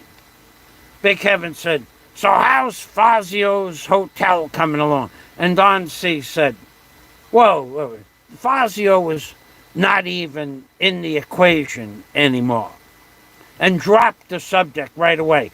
He dropped it, and Big Kevin dropped it, because I'm not involved with all of that garbage that goes on YouTube. I have other stuff to do. Things to do, people to see. Things to do, places to go, people to see is the right way to say it. I have been doing other things and enjoying some of the Philippines in different places, different things with different people. As I said in the beginning, I spent a few days with a very nice lady from Germany, and we did a few little oddball things together, enjoyable, just to get out of the house and to meet new people. I did the blog, a couple of blogs on the beach, where you rent some cabanas for the day for $10. The excellent way for people in Bohol, or people coming to Bohol, to have a place on the beach for $10. I'll put that video link in my description box later. $10. So a hotel on the beach where I live costs $150 a day to have access to a white sand beach. The blog I did is a place where you can rent a cabana for the day that seats about 18 people with a roof and benches and a table in the middle for $10. So if you guys are in Bohol or coming to Bohol and you want to have a place on a white sand beach, I'll get you the link right now. But it's directly next door to the Bellevue, where you're going to spend $200 a night for a white sand beach. You can rent a spot on the beach for $10 a day for 15 people. And then you can bring your own charcoal and your own food and your own barbecue, or you can use a public barbecue venue that's on the property, all for $10. It's a deal. Such a deal. So let's get that. Alzamark in the Philippines. Alzamark is in the house. Alzamark. Alzamark in the Philippines. Hey, buddy, it's been a long time. Good to see you. Welcome. Let's give him. He hasn't been around in a long time. Let's give him a little toot. Where's my tutor? What happened to my tutor? Alzamar is in the house. Alzamar is in the house. Alzamar is back. Alzamar is back. Alzamar is back in the house. Thanks for stopping by there, Alzamar. Salama. Let me get the name of that video for you people. I'll put this down. I'm going to pin this to the top of the page also. I put out a little video the other day. If you guys are coming to behold, this is serious now. See, this is what Big Kevin gives you nothing. Like Barry Jordan never went anywhere. Right on. Barry Jordan never went anywhere. In the years that Barry was blogging, his main goal, his main attribute was comedy. He's a freaking comedy. Well, he's a comedy type of guy. Barry Jordan is. He will cough into his hand, and you can hear a yellow, blue, and green lungi, L-U-N-G-I, lungi come out of the bowels of his lungs.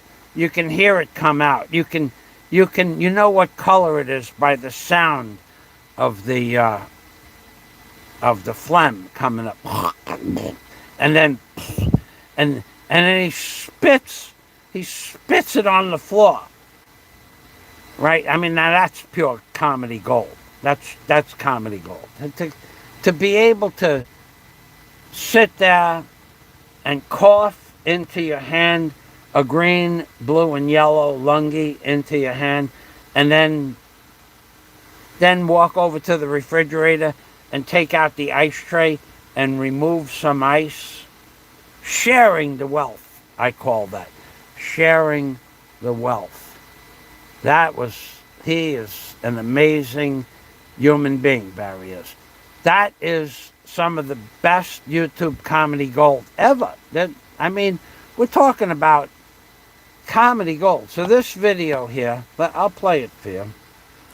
Who else on YouTube has coughed? And then you could hear the phlegm coming up in long strings like mozzarella string cheese. You can hear he's not he gets it. It comes from deep in the bowels of his esophagus. And he puts it on his hand, and then he looks at his hand. And then sometimes he just wipes it onto his leg, and sometimes he rubs it around like that.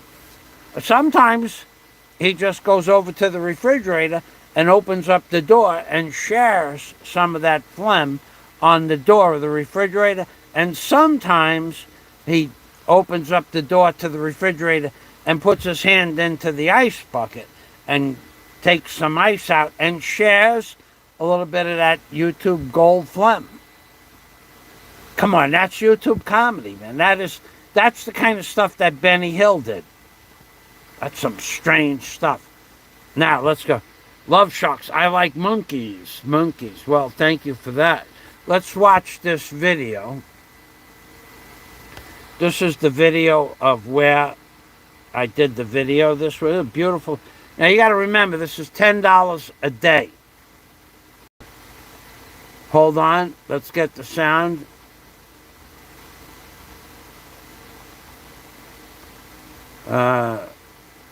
Wow, we got 14 thumbs up. Where is the sound here?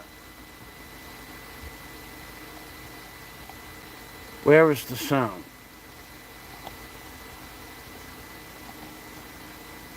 Here it is. Wow. This is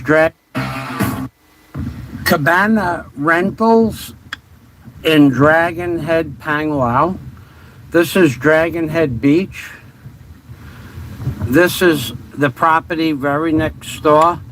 Now those cabanas are made out of bamboo, and they each have a table in them, and each side of the table has a table that seats about 8 or 10 people. Plenty of room in there. And these are $10 a day. And there's a big grass lawn. You can play racket, like tennis, ping pong tennis. You could set up a squash I've seen people, they do squash, the game squash with the millets, with the balls, with the wooden balls and the sticks. Polo, little like land polo. You could do any kind of games that you want here, and anybody can bring any amount of music that they want and play your music as loud as you want, and it gets loud. So now these are $10, 500 pesos each, and I think there's 8. 1, 2, 3, 4. If there's 8 of these, and then as a moment later, you're going to see some bigger ones on the east side. Now these will fit like 40 people, and you could rent these out. And I'm not sure what the price. I thought they were $20, but I think they're a little bit more for the whole unit. Could be $30 for the day. So, and now this area here, now you can, there's public parking just behind this for cars or vans, or if you have like a motorcycle. There's free public parking for this beach, so you can come here and get free public parking as well. And now we're going to zoom over to the right. The Bellevue Hotel. And the Bellevue Hotel is this building right here. So the Bellevue Hotel is a $150 to $400 a night unit on a white sand beach. And this beach is the same beach as the Bellevue has, for only $10 a day. Hotel, which is straight ahead that way. These small cabanas rent out for one day for $10 US for the small ones, and $20 for the bigger size. And you can bring your own charcoal and barbecue, or they have a public barbecue at the end.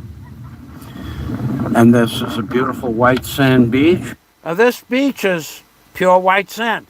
Now you see some flotsam and jetsam. This is the weed line. They don't pick up the weeds on this beach unless it gets out of control. But you still have clear blue water and white sand, and it's very shallow out. Oh, probably 150 to 200 feet plus. You're only in 2 feet of water at high tide. So the children, if you have children, or if you just want to lollygag around in 24 inches of water at high tide, the water gets very hot from the sun, and this is beautiful. And then right out here is the reef. Bring a snorkel and a mask, and right out here, 200 feet away, is the reef. So Kevin doesn't show you anything like this in Kentucky because, well, there's no beach in Kentucky, but that's not the point. My point is, Big Kevin never shows you anything in Kentucky. He walked outside in his backyard and shows you a lake. Does he have a boat? Does he kayak? Does he swim? None of those things does he do. And Barry has access, or had access, to beaches, and he lived only just a few hundred yards from, yes, where he lived is a rock beach. But he never went to the beach. In 5 years, I watched Barry Jordan. I never saw him on a beach. I watched him go to a point at a waterfalls miles from his house. He pointed at a waterfalls. That's not content. That's not content. Content is showing people where to go and what to do and how much things cost. And I have many videos that I have to publish this week and next, during tourist season, when it starts on the 15th of January. So here we have, let's get this. I did that already. So now let's just finish this video. And, it's a beautiful view of the Bohol Sea. Right, this is called the Bohol Sea. And this is, we are standing in Dragon Head, Bohol. Dragon Head, Bohol. We are standing in Dragon Head. This is part of Dragon Head Beach. But just look up the Bohol Sea, and this is where we are. This is the Bohol Sea. And right out here are, oh, it's a beautiful reef. Thanks for watching from the Philippines, baby. Okay, so let's go back to my live stream and we'll get this up on the board.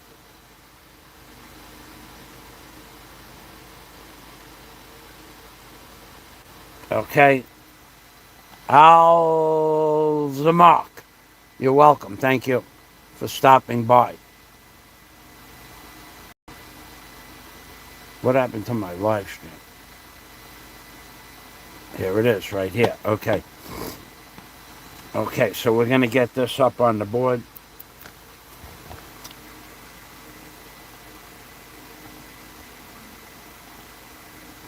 Now, these guys call themselves bloggers, but they don't go anywhere.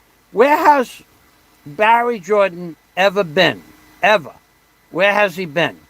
Besides his house. Never been anywhere. But he had a motorcycle. He could have went to the beach. He could have went to the mountains. You know where Barry lived? I was there in Moalboal. I was there. Why can't I find that number?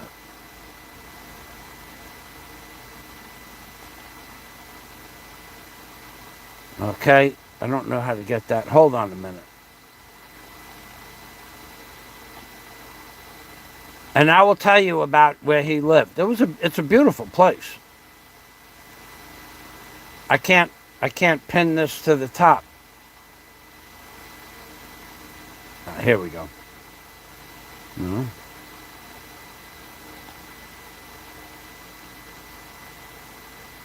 I can pin his message to the top, but I can't pin my message to the top.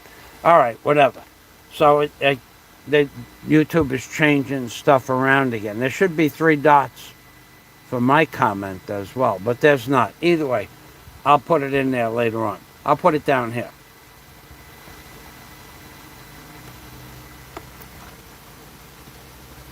Okay, I can't do it there either. Anyway,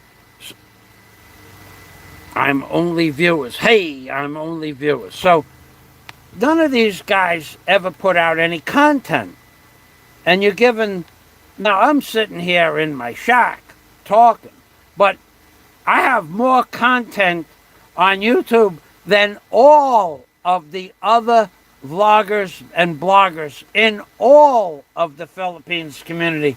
All of them put together don't have as much content, except for, like, there's a guy called Finn Snow. He has great content. But I have more varied content on YouTube than any of the other vloggers. Finn Snow is great at editing, unbelievably great at editing, and he goes to some fantastic places in the Philippines, places that I've never been to that I would love to go to. But now his channel he's a Philippines blogger and/or vlogger. There's a couple of guys like that. But most of these guys never do anything but sit in their house and talk to you. That's not vlogging. I mean, like I said, this video here, I have video of the back of the Bellevue Hotel showing you the devastation from the storms that occurred, the typhoons. I have videos of the typhoons that went through Bohol, Cyclone Odette, and typhoon remnants of the typhoon Yolanda from even before I moved to the Philippines. The old churches and the destruction of the buildings that occurred in Cebu when I lived in Cebu in 2013, December, and you could see the destruction of the churches and the collapsing of the towers surrounding some of the churches in Cebu. I have all of that done. I have all of those. I've been to hundreds of places in the Philippines. I don't do it anymore because how many times do you want to visit Carbon Market? You've been there I was in Carbon Market. I lived, oh, in the in a beautiful hotel, the Golden Prince Hotel. It was walking distance to the Carbon Market, maybe 20-minute walk. It's just a market. It's a famous market. There's an old church near the Carbon Market. Beautiful old church. How many times do you want to go sit in an old church and look at statues? I've been to the Church of Simla. Many videos I have of the Church of Simla. Been there on 2 different occasions with 2 different guides, tour guides, so to speak. 2 different ladies. Been to the Church of Simla, all through the church. The towers, the Mama Mary Pavilion, the Baby Jesus Pavilion, the Crucifix Pavilion. There are thousands, literally thousands of statues I have videotaped in the Church of Simla, showing you that Mama Mary in the Church of Simla, there might be 300, 400 statues of Mama Mary in the church. How many of those do you want to look at? You could look at one, or you could watch me walk past 300 of them. But none of you people that live in Cebu have done that. You take a picture of the Church of Simla from where the tricycle lets you off, and there's the Church of Simla on the mountain. And that's it. And it's 1,000, 1,500 feet away. Yeah, I'll show you my videos from the Church of Simla. I have no problem with that. It's my channel. I can post them. I have to switch channels, and I'll do that for you. Switch the account. I think I may have to. I have to hold on a minute. This is going to take a minute or 2. I have to find. Where is my? No, that's not it. I have to find my. Oh, I know what I got to do. Right here. I got to get the on-screen keyboard on there.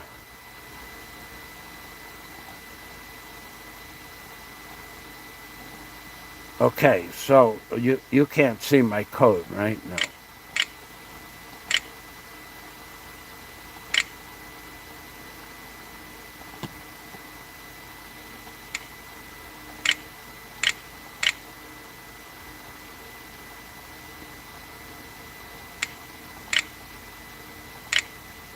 Yep, wrong space by.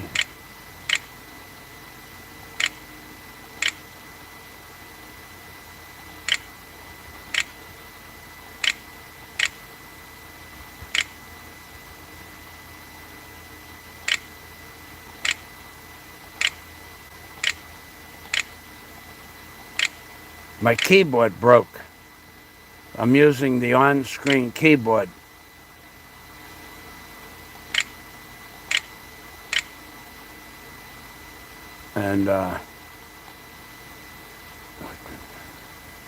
And then I have to go to my other account. Now first I have to put the code in. You guys want to see the code for my account? I could show that to you.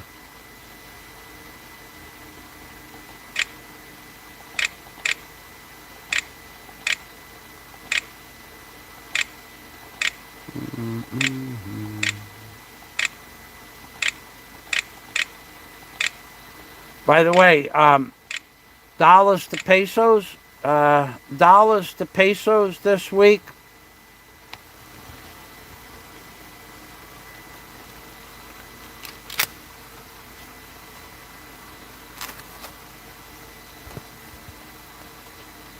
On Tuesday, dollars to pesos were 55.16. In case anybody's interested, it's still up. I don't know what it is today. I just wanted to share that with you. That it's still getting a good number. Okay, for the dollars. Okay, so I'm into my other account now. I have to find, I have to go to,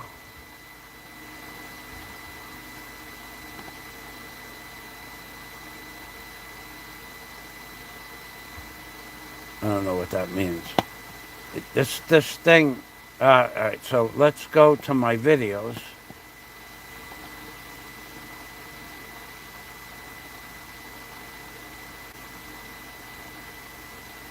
Okay, we're gonna, oh man, I didn't want to do that, but it doesn't matter. Okay. It wants you to change. They ask you in your, it's okay, it's green now. Come on. What happened here? All right. My videos. We'll look up similar church.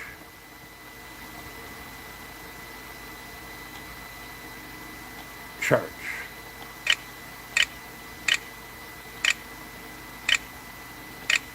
Okay, I have 58 videos. 58 videos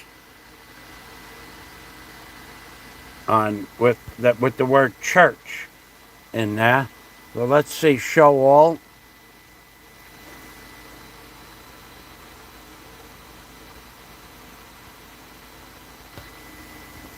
See, I have videos of the church bell that I offered to buy from the local church. I offered them 2,000.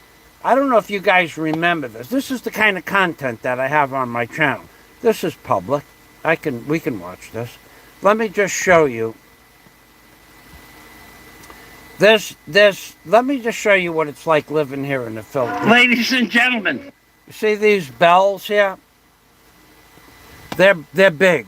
They're big. And you couldn't pick one up. Maybe you might be able to tip this one up, but you couldn't pick it up. It's 2 inches of bronze. Okay? So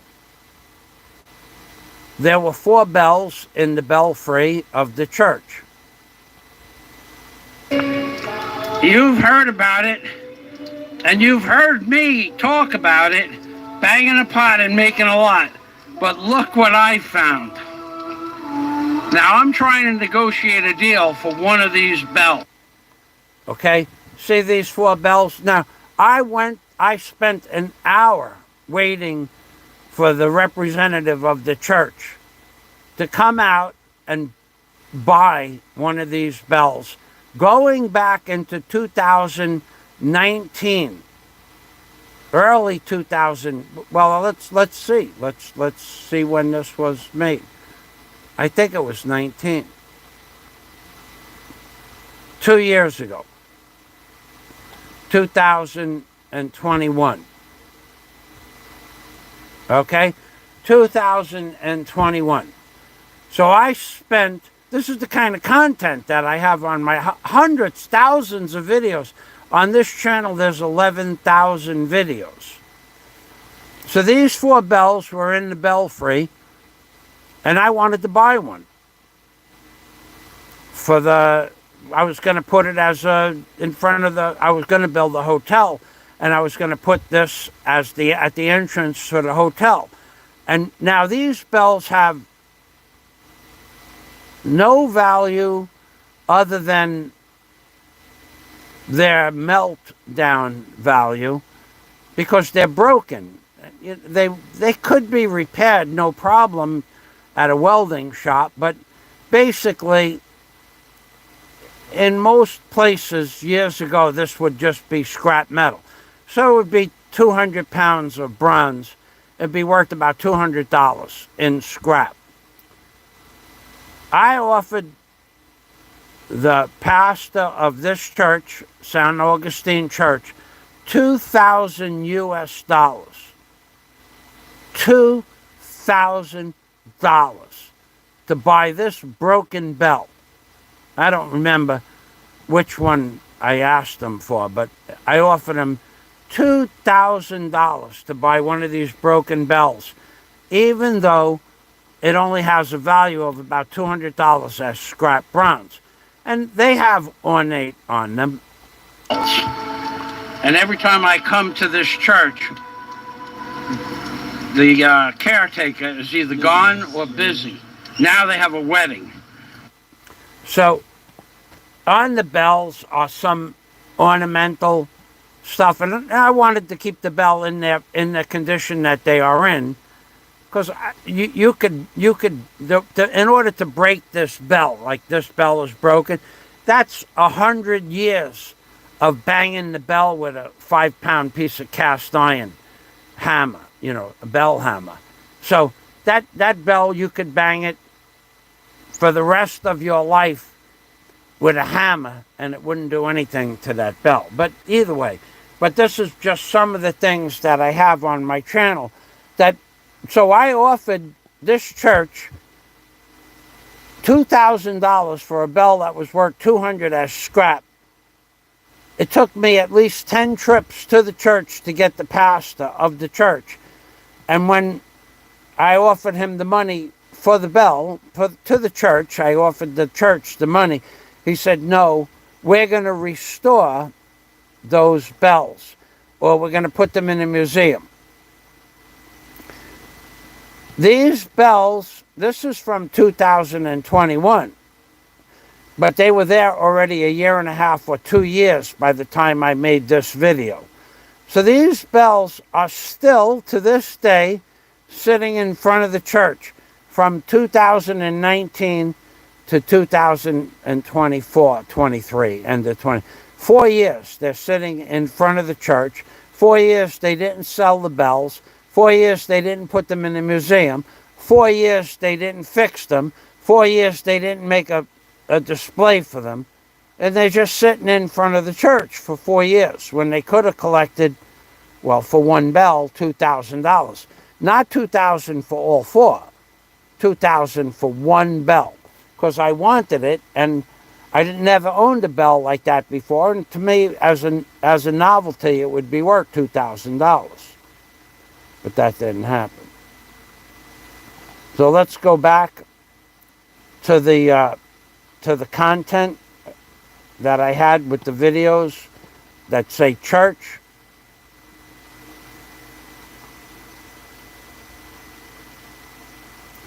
Now, that we have to go way back in time now. But these are all the different churches that I've been to. San Augustine Church, San Ramos Church. I've been to most of the churches on Bohol and most of them in Cebu. This is just one aspect of my blogging. This one, I forgot the name of it. I think that's San Monte Cristo, the Monte Cristo Church. Let me turn this around and take a look at me while I skim through this stuff. That might be the Church of San Domingo. None of these people have done videos. Now, here it is, the Church of Simala. And the Church of San Ningo, the Church of San Domingo. This is a different church. None of these people do anything except sit in their house and drink and get drunk and smoke cigarettes and that kind of nonsense. So here's the Church of Simala. It's a 10-minute video, public. This is a baphomet in a local Catholic church. They have a baphomet. Here's a video of the Church of Simala. Most of the people that do the video of the Church of Simala do this portrait right here. They will do this. They will show you this, which you can see that the jeepney, the tricycle drops you off, and then they take a picture from 1,000 feet away. Ladies and gentlemen. This is the walking area where they sell you fruits, vegetables, and candles to go to the Church of Simala. This is the picture that 90% of the bloggers show you for the Church of Simala. When you're walking, the tricycle drivers let you off a quarter of a mile. You have to walk past the stores, hoping that you'll buy items from the store. Food, breakfast, lunch, dinner. candles. And this is the Church of Simla. It's totally tourist trap, but it's a beautiful place. It's a totally beautiful tourist trap because you can go, and I'll show you there's a lookout overlooking all of Cebu in the back of this church, which is absolutely gorgeous. And here it is, the lookout.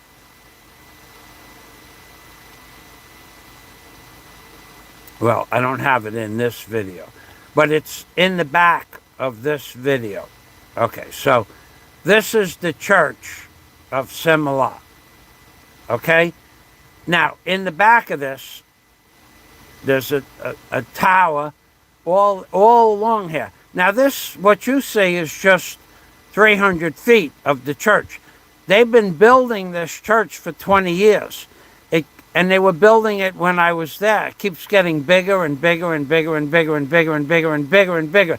It could take you 3 days to walk through this church if you stop and read every little item on the venue.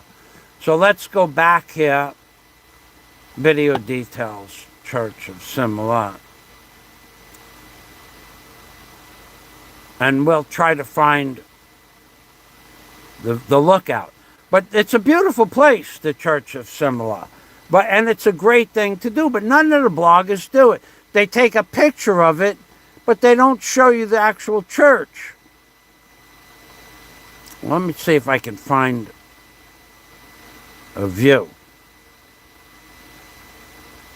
Many videos of the Church of Simla. Skywatch.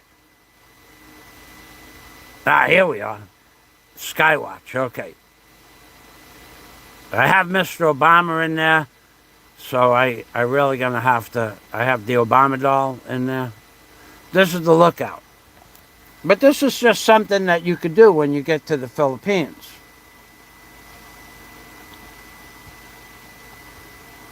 Okay, so we're in a place that you can see that is a lookout that you can see the other lookouts from. Okay. So this is the lookout overlooking Cebu. And look, you see the church goes on. This is all new construction. It goes on and on and on and on and on, all the way down to over here somewhere. It's a half a mile long, this church. Well, a quarter of a mile. Yeah, it's almost a half a mile long. Because when I went there, it was 1,500 feet of church. 2 floors, 3 floors, 4 floors in some places. One mouth, ladies and gentlemen. And it goes on down here like 1,000 more feet. And it's 1,000 feet to the left. Hey, Trayvon Martin. Baby. So this church is, what a beautiful view. You want to take somebody out for 1 or 2 days, this is the kind of place you want to go to. In Cebu.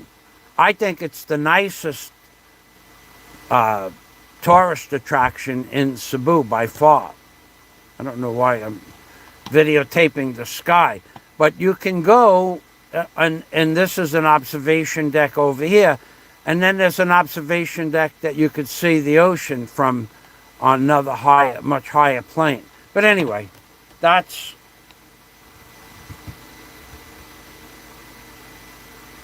Yeah, LaRue, maybe one day you could do those things.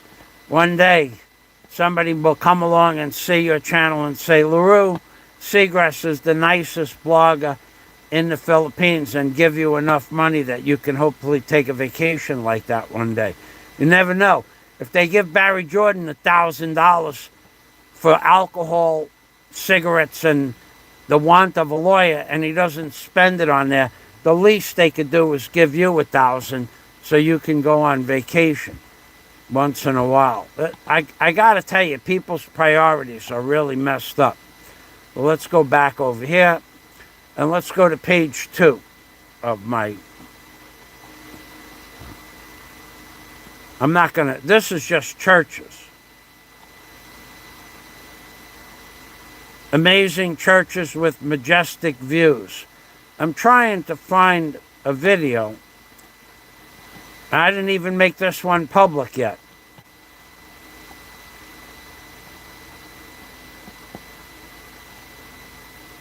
Oh, because it has the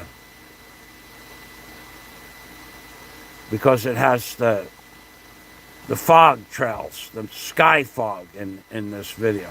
Okay, so here is another view of the Church of Simla. I'm not going to talk about, I'm going to try to find that view. Now here is, this girl was a Muslim girl that I went to this church with. She was a very sweet girl. I met her online before I moved to the Philippines.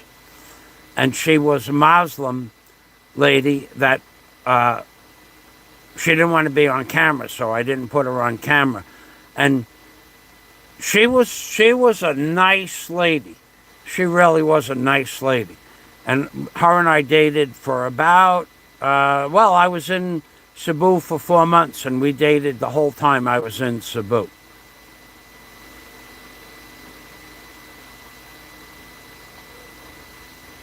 And this is one of the views that you have in the church. And this is also a lookout. I'm trying to find the lookout itself. Now we're on a different lookout in this one here. And this lookout shows you the lookout of the church. But what my point is, none of these bloggers that go to Cebu blog the church.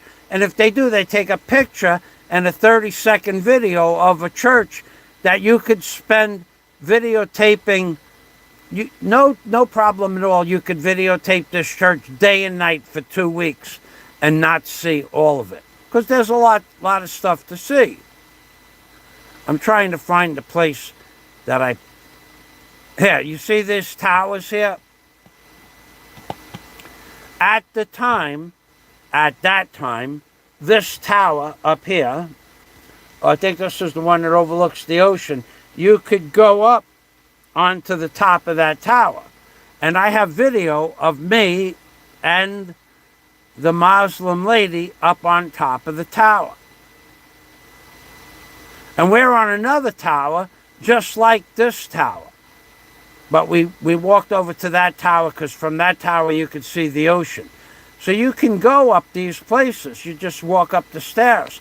This is a beautiful church. I'll get the link and put it in here now. Here's the view of Cebu. And all on this particular spire here had a lot of carved birds. These are all like 2 and 3, 4, 5 foot birds high. So they have, it's the ornate of the birds on top of the spire. And they have angels up there too. This is, I don't know, somebody calling in the flock master. I don't know what they call that type. Oh, look, there's Rabbi Chewbacca.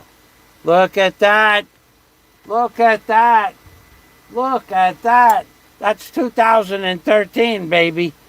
That's 2013. Before we got old in the Philippines.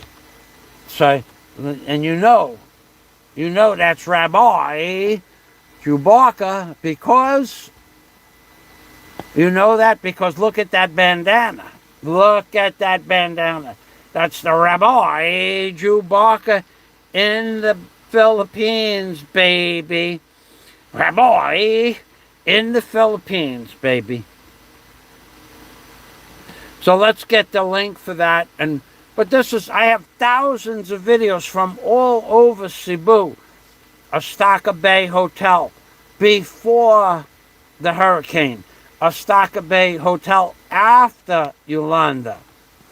The Church of Simla. All the churches of Cebu. People walk, they put a 30-second short up because that's the mentality of the people nowadays. Completely worthless. If you want to blog the Philippines, then blog it. I have 6 hours, 10 hours of just the Church of Simla, 3 hours of the church in Carbon Market, 4 or 5 hours of other churches in Cebu. For each church, the Buddhist monastery, all of that stuff. These guys go past the Buddhist monastery, they take a picture. Buddhist monastery in Cebu. They're not bloggers. They take a few pictures, amateur at that, at best. An amateur hour. So I have to find, I have to go back here. Video details, Church of Simla, and then let's copy that link. I'll put this, I'm going to give you this link.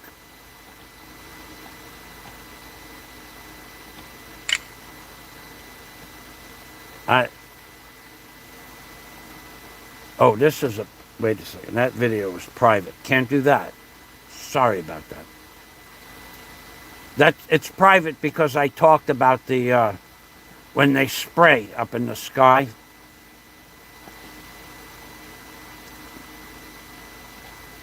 Okay. Let's go here. Let's find another Church of Simla video.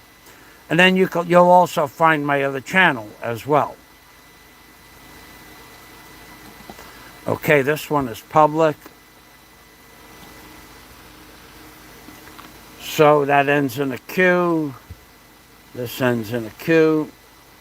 Let's go back. Let's put this over there. We're going to save the changes.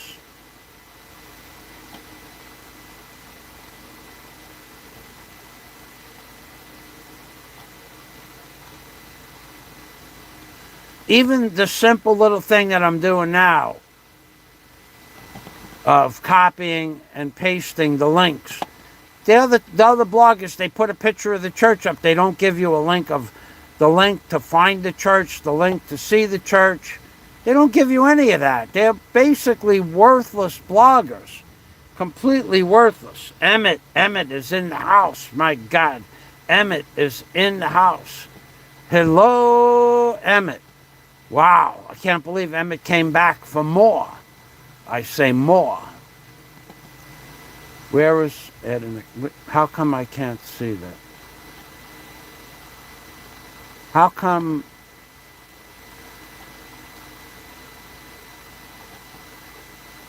Oh, man.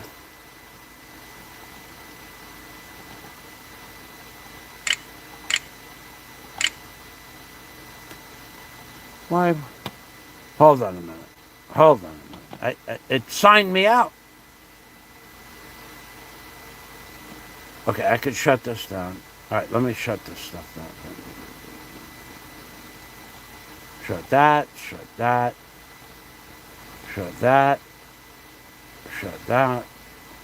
I'm trying to shut that down so I don't use up all my bandwidth, but okay, so I know what it did when it put the new Chrome profile up when I pushed the wrong button. And now when I want to switch the account, I have to sign back in. It won't give me the option for my personal account, my other account. Pain in the neck. Hold on, you guys gotta wait. Go ahead.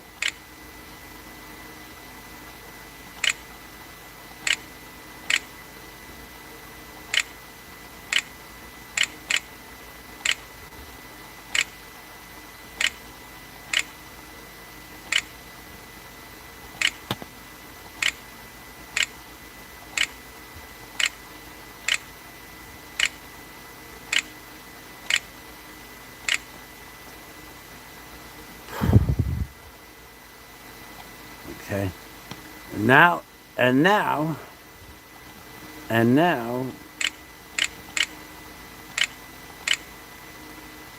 for the password,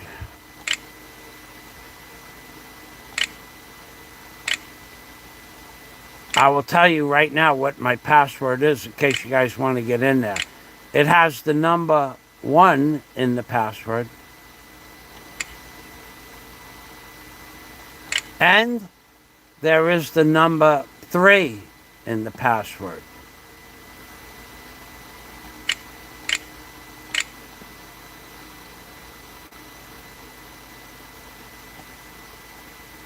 Hold on, it's going to lock me out of here for 10 seconds. Okay, I'm back. Okay, so it changed my profile to this new green Chrome garbage. I don't like it at all. I'm going to cancel that out. Okay, so where am I? What happened? I lost all the windows that I had open.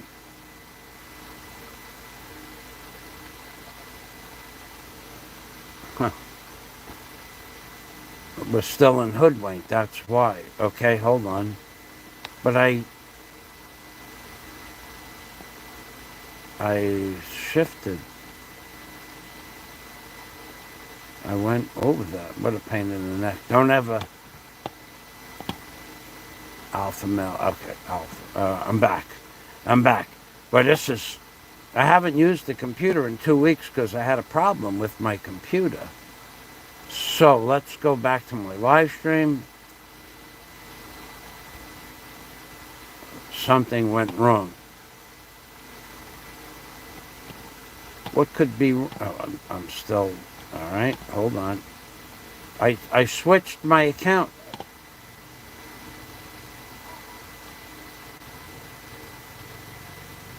Okay. What a pain in the neck this is. I should have never pressed that switch to the YouTube.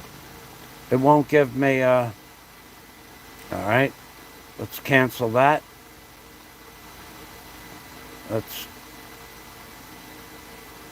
Okay, let's see. Where are we here? Is this it? No, let's go over here. Let's go over here. Okay, we're back. We're getting there. We are getting there. What a pain in the neck. Okay, let's go to my videos. I pressed install the new Chrome screen, the new Chrome, and it's like a green screen, and I didn't want to press it. I pressed it, though. I did press it because it happened. And then when I pressed it, it changed the screen, and then it gave me signed me out of everything.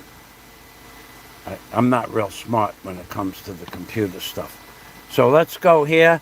Let me give you the name of the Church of Simla. Anybody that's ever come into Cebu.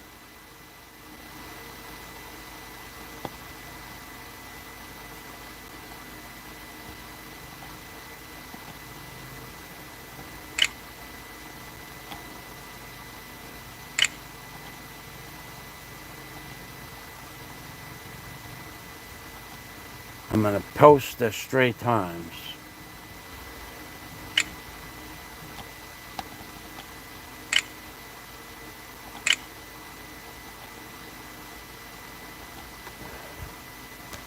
If you guys are ever coming to Cebu, this is the most beautiful. It's a way to spend 2 days with your girlfriend or your wife or your date, whatever. It's just a spectacular place. But I'm going to tell you right now. I want to tell you this. You're not going to like what I'm about to say, but neither will the Church of Simla.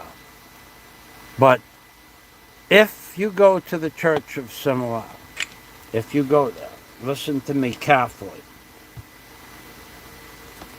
If you go to the Church of Simla and you have to go to the bathroom in that little area that I showed you, where all the little huts are, oh boy, are you in for a rude awakening. I'm going to tell you what I did. I went into the bathroom to go to the bathroom in that area with all the little shacks and stuff like that before you get to the church where they sell food. I walked into the bathroom and I got sick, gagged. There was no way you could stay in the bathroom, number 1. Number 2, there was no way you could stay in there long enough and hold your breath to do what you had to do. I walked out of the bathroom. I walked behind the shack. I walked into the forest. Because I always come prepared. In this bag here, this is my day bag that I walk around with. I have in my day bag, I have a hat, extra hat. And then I have this, baby. This is toilet paper. This is toilet paper.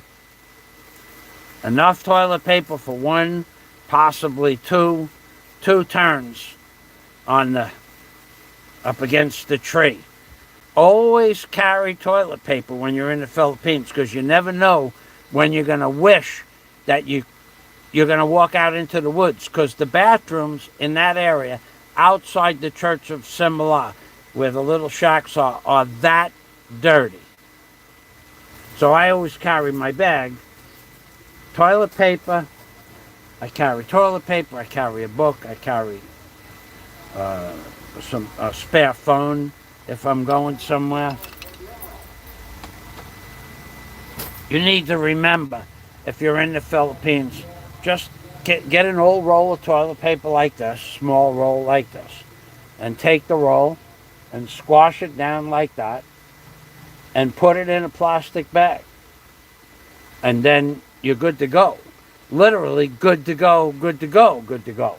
Because if you don't and you got to go, what are you going to use? Your bandana? Are you going to use your nice bandana? Are you going to use your shirt? I know a lot of guys used to wear 2 pairs of underwear in case, on the construction site, in case they had to go. If they needed a rag, they had a second pair of underwear they could use. But you're going to wish that you didn't have to use that bathroom in that town area. God, that was an amazing. And I was only in the Philippines about the Muslim lady that I dated when I was in Cebu. I had met her online a year and a half before I got to Cebu. So I got a hotel room, and then I hooked up with her. She worked for a lens making factory for cameras. She had a real job. So one day a week she had off, and one day a week we went to a different place. And then after work, of course she stayed at the hotel. And then in the morning we had the buffet breakfast at the Golden Prince. So, but we did a lot of exploration because she had never been anywhere. No, Xavier, they don't have toilet paper. No, you don't use toilet. That's something else altogether. No, they don't have toilet paper in the Philippines. Well, maybe in a big mall, maybe. What they have in a non-public bathroom, like not in a mall, like let's say in the mall in Cebu, or in the mall in Bohol, ICM Mall. Yes, they have toilet paper now, they do, but years ago they did not.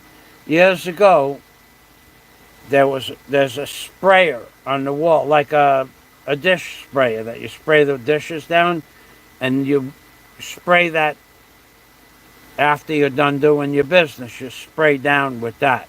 Now that's high class, the sprayer. That's high class. If they don't have a sprayer and they don't have toilet paper, in the bathroom there's a 55-gallon drum of water with a plastic bucket called a cabot. And it's a plastic bucket. It's like a 1/3-quart, it's like a 2-quart pot that you cook spaghetti in. You're going to make soup. you have a 2-quart pot, and it's like a 2-quart pot made out of plastic.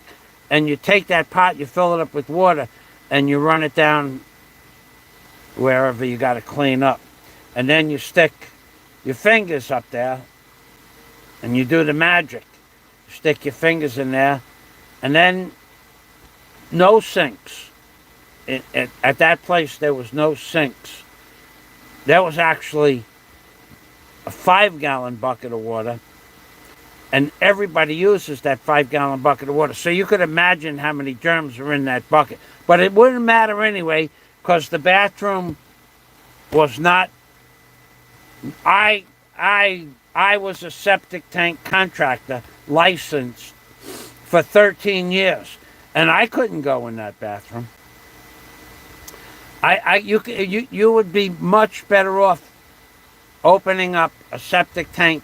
The smell, open a septic tank, and I would put the ladder down and go down and shovel the solids out. Cleaner than the bathrooms in the Philippines, some of the places in the Philippines. Way cleaner. Inside of a septic tank was cleaner than the bathrooms outside store area by the Church of Simala. Way cleaner. Not a little cleaner, a lot cleaner. Inside the septic tank was cleaner than some of the bathrooms in the Philippines. I have a picture of the inside of a bathroom in the Philippines. If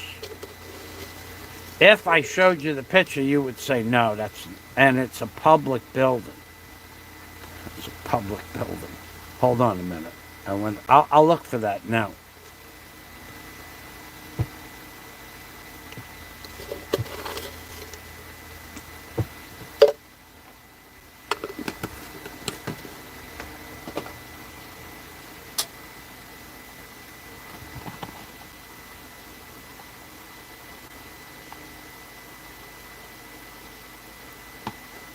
What type of construction do I do? Well, I did. In America, I owned barges, and a barge and a crane and a tugboat. And I did marine construction pile driving.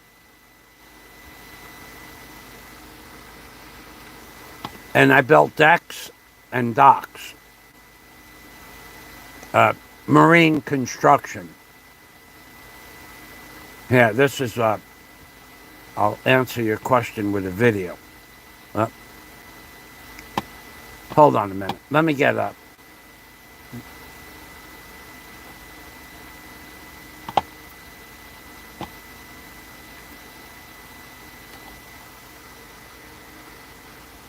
Let me get a video for you.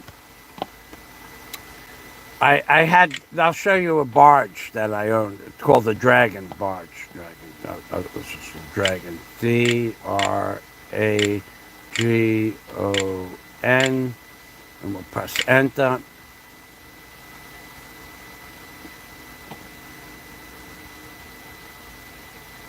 There's a lot of videos. There's 30 plus videos of my barge, but I'll show you one.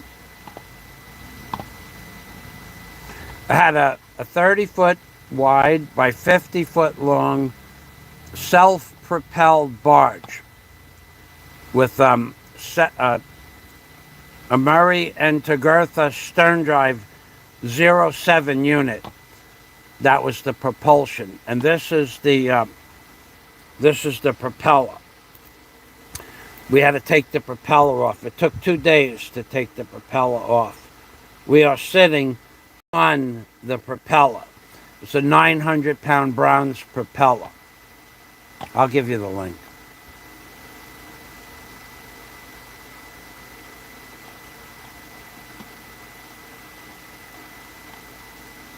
Let's open this up. Nangingilo? Sensitive ka. Use Sensodyne.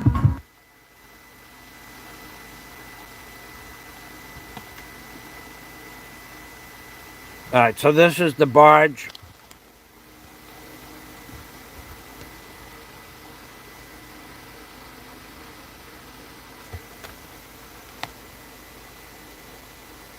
We have the propeller on top of a 4,000-pound deadhead hammer, and I was straightening out one of the propeller blades with an 8-pound maul. And this job took 2 days to take the propeller off and straighten out the prop and put the propeller back on. 2 days for 2 men. But I will show you the video. Let's see.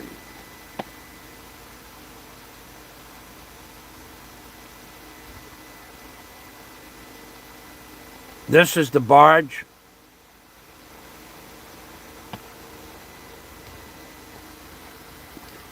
It's back in back of a dock and deck system I built. That's the crane on the barge. It's a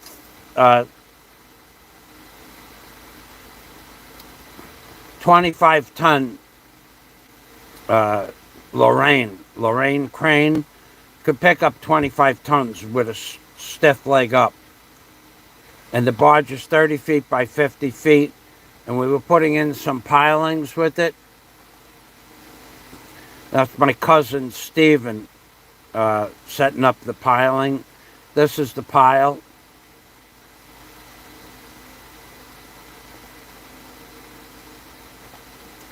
And that thing there, that's the piling. We put it in I have a stanchion built on the side of the barge. And this is a 3,500-pound drop hammer. Inside here is all steel. And you slide it over the top of the piling, and you bang the piling down into the ground with it. If it's rock, hard pan, muck, or sand, you use this drop hammer. We didn't have coral where I lived, rock. If it was rock, you'd have to use a special drill. So I'll show you what it looks like.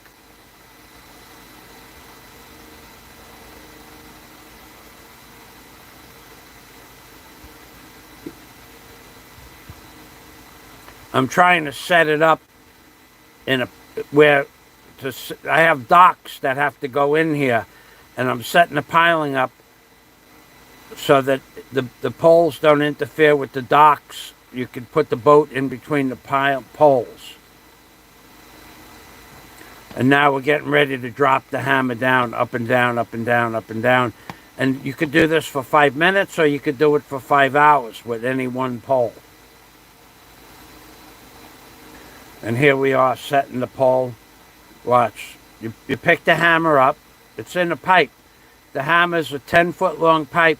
7 feet is air, and 3 feet is solid steel and lead. You pick it up. Now drop it down, and the pole goes down in the ground. Maybe 1 inch the pole goes down, and maybe the pole won't. Maybe the pole will go down 1/8 of an inch. And you have to bang it 8 times to go down an inch, 100 times to go down a foot.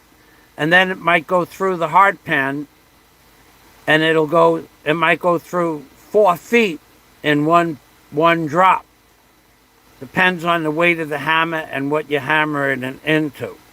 100 times, sometimes 100 times to go down a foot. Yeah, it depends, because underneath the water could be rock, like gravel from 200 years ago. The canals are 200 years old. Maybe somebody dumped gravel at the bottom of the canal or broken concrete.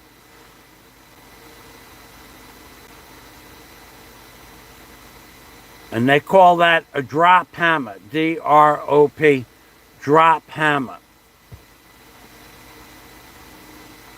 Hello from Indonesia. Janda Anak 1. Janda Anak 1. Thank you for stopping by. So this was my work. This is what I did pretty much most of my life. But that was my personal barge. I also worked on other people's barges, and I also for a short time worked for the Dock Builders Union on their barges. And I'll show you taking the hammer, that's one job. Now I'll show you us taking the propeller off.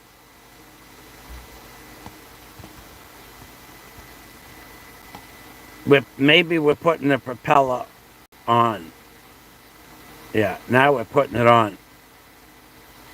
And that the crane is holding up the propeller.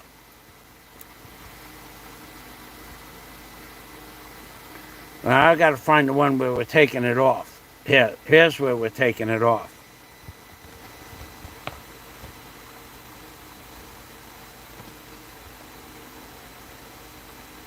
Hold on, it's a commercial. That's a good thing.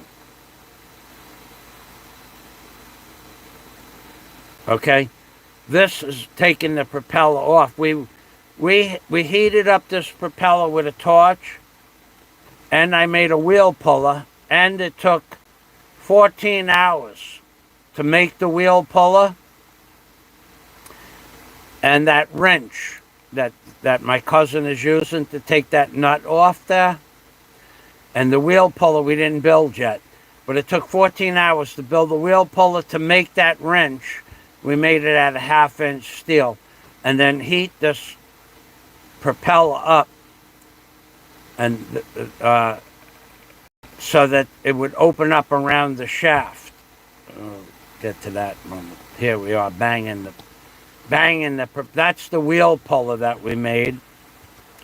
It's 1-inch bolts with a flat steel plate. And then you have to heat it up. Heat it, bang it, wheel puller. Heat it, bang it, wheel puller. Wheel puller, heat it, bang it, wheel puller, heat it, bang it, wheel puller, heat it, bang it.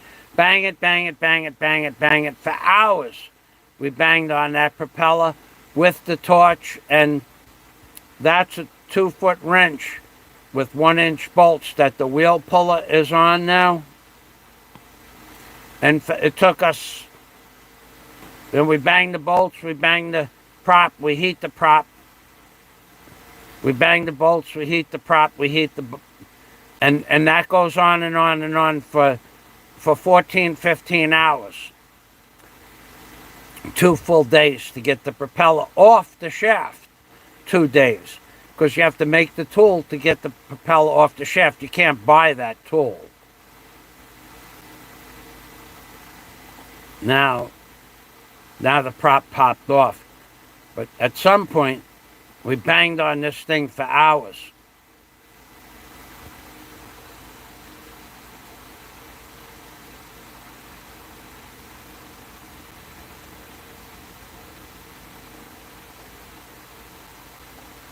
Here, look.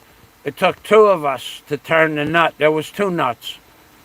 It takes 2 people, because even though it's free, it's still, at the end of the day, you can barely move. It's still, you have to still put 50, 60 pounds on the end of that metal wrench.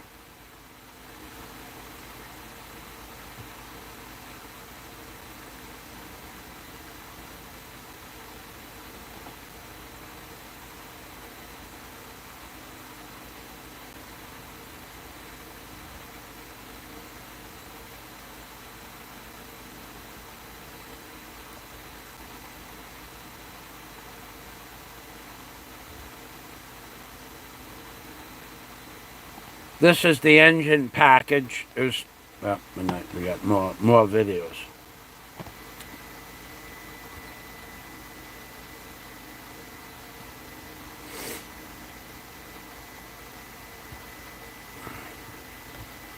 Hold on. There's 2 671 Detroit diesels, and that's the crane. Anyway, that's what I did to answer that guy's question. That was my job. That was my barge. And that's what I did most of my life. Built decks and put in bulkheads and pilings. Okay. So I think we're about done here. I'll go back. I posted the link for this video. Yeah, I did that.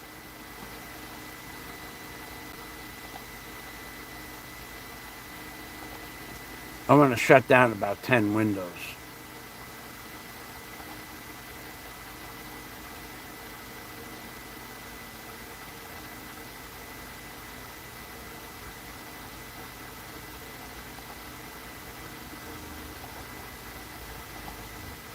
I'm shutting windows down.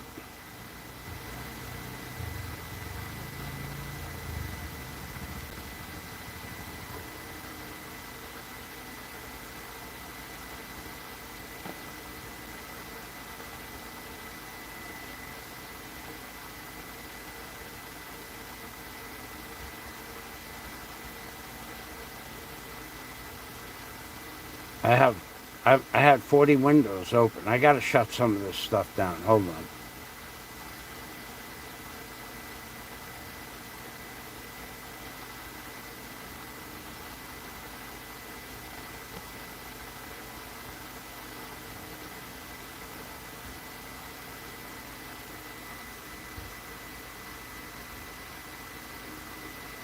What the heck is that? All right.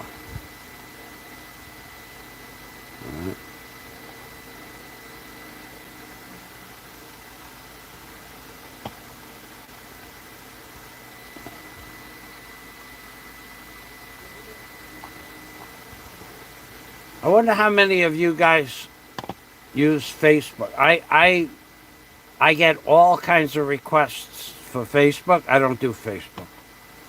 I talk to 3, 4 people on Facebook. I have 94 requests to be their friend. Like I need 94 friends. Okay, we're back. Dr. Yen Lo, Happy New Year's from Los Angeles. From Canny Ford. Thanks for stopping by. Happy New Year to you too.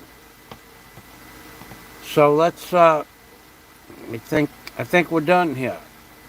I think we're done. If you haven't pushed the thumbs up button, then you Philip Janik. Oh no, that's John the Anik. John the Anik. Scottish man Angus.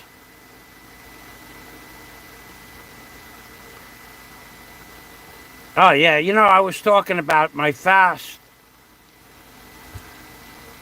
to a woman, of all things, a woman. They have no understanding at all of basically.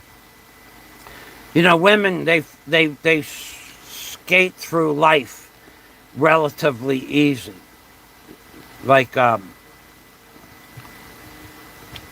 they don't need to be smart. They just need to be cute or have certain skill sets.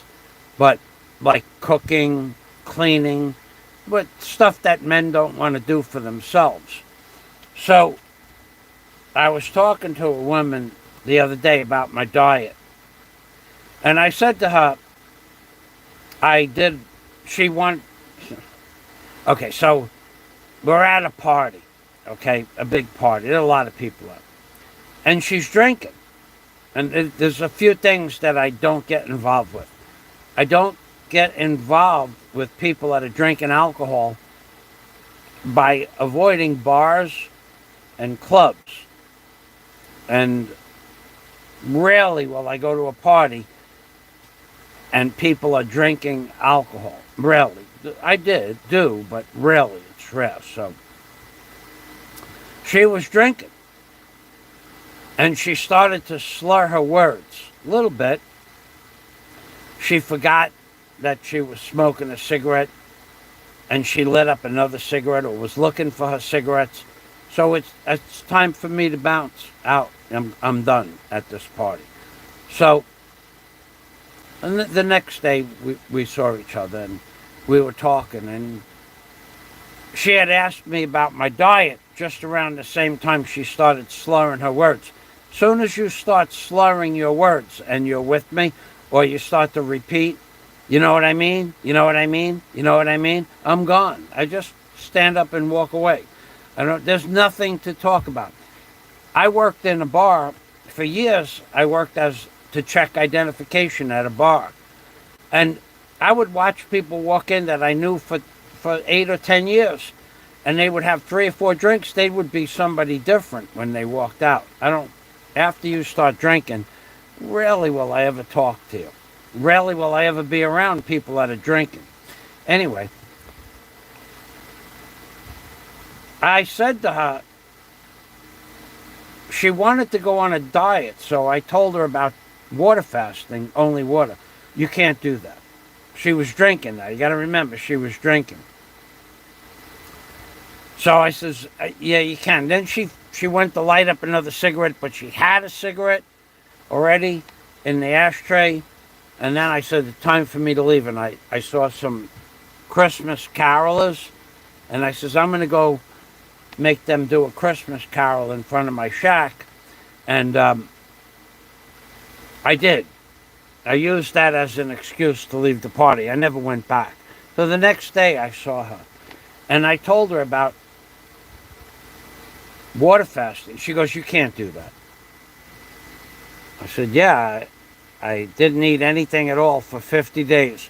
One day I had a couple of calamansi, the little limes.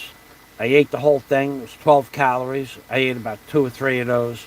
And one day I had a piece of pork and some cabbage. But for 50 days I didn't eat anything. And I lost 67 pounds. No, you didn't do that. I said, yeah, I did that. No, nobody can do that. The ignorance in this world is astounding. So I said, yeah, you can do it. You under doctor's supervision, it's okay. You can do it. No, it's not possible to somebody to go for 50 days without eating. Here I am, talking to a complete stranger, trying to tell her what I did, and she's standing there telling me I didn't do it. Well, that conversation lasted that long. And since then, I haven't spoke with her, but there's no reason to speak with her again. There was another lady that I spoke to as well, and she had trouble dealing with it also, but she wasn't contradicting me at the party. See, I just said I did something for 50 days. That's what I did for 51 days. And you're telling me, no, I didn't do it. And I'm telling you, yes, I did.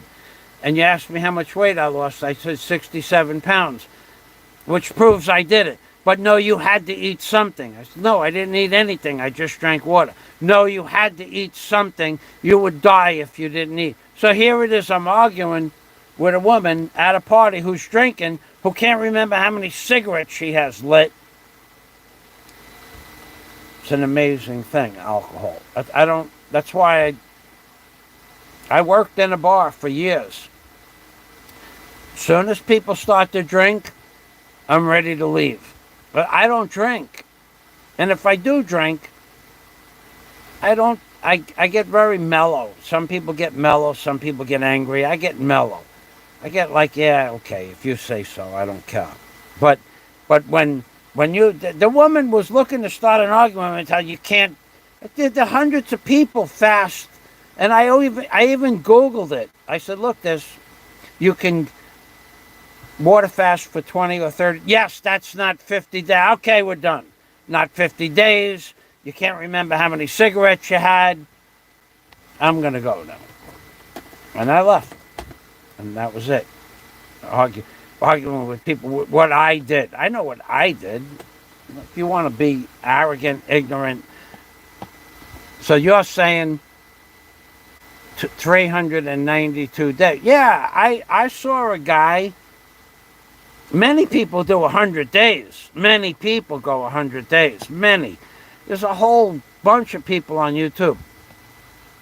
Tea, coffee, water, soda, and vitamins. Yeah, you got to take vitamins. I take the multivitamin. All vitamins are the same. Pay $10 for this bottle. It's the same vitamin that you pay $40 for the bottle. Same vitamin. It's like cereal. Go look at the ingredients to plain Rice Krispies with sugar. And then go look at the ingredients to Kellogg's Corn Flakes with sugar. Rice Krispies are $5 a box. Kellogg's Corn Flakes are $12 a box. It's the same ingredients. Now go look at the ingredients to whole wheat cereal. $14 a box. Same ingredients. Same thing, vitamins. $10 vitamins are the same as $40 vitamins. Maybe this one has 1 or 2 things less than $40 vitamins. Well, those are the vitamins you don't need. And this, I take magnesium, 2,000 milligrams a day. it loosens up your stool. It loosens it up. Not that I have a problem with that, but when you're fasting, you need something like that to get you get it flowing. So people go 100 days, no problem. I'm on a website where one guy was up to 160 days. I don't go there anymore because you go to the website and you give them an updated picture. So how you doing? What's new? It's like being on Facebook with 200 people want to say hello to you, and then you don't get anything done all day. I don't need that. I went to the hospital every 2 weeks. I was under doctor's supervision. They checked my blood pressure, asked me how I was doing, and that was it. Same doctor that I've had for years.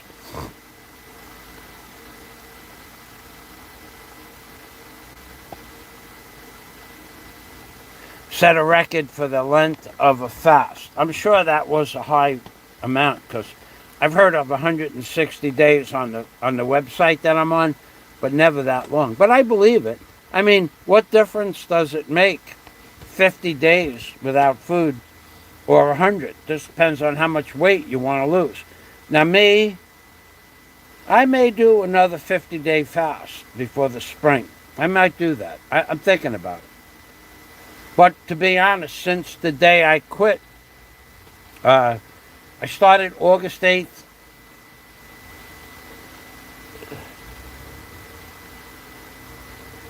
It ended October 1st. August 8th, September 8th, October 8th. It ended October 5th, like that. I have eaten a small amount of pork and a small amount of cabbage 3 times a day. So November, December, January, 3 months, I've eaten the same small amount of food, and I lost an additional inch off my waist. So I haven't gained even back. No weight. I actually lost another kilo in the last month. So I've maintained my weight, but by changing my eating habits. All right, I'm going to get ready to go.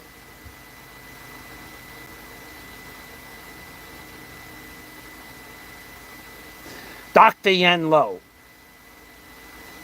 says, I've led a life to where one thing I've learned is people. Hold on a minute. I got to.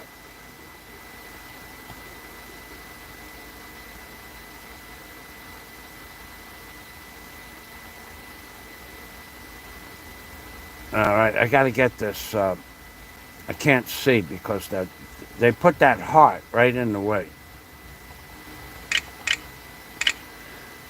Okay, Dr. Yen, I've led a life to where one thing I've learned is people, comma. One thing that I've learned is people, about people. And one thing I know, you aren't. You worded that pretty shitty, I'll tell you that. You one thing I know, you aren't, my friend, is a bullshitter. You are not a bullshitter, is what he meant to say. You really massacred that sentence. You massacred that sentence pretty good, Dr. Yenlo.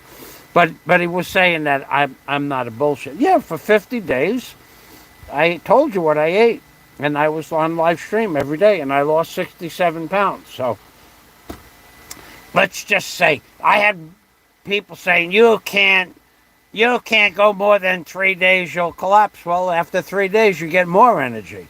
After 5 days, you get more energy yet. After 8 days, you don't even think about food. I went back to eating because under doctor supervision, the doctor said, plain and simple, if you get weak,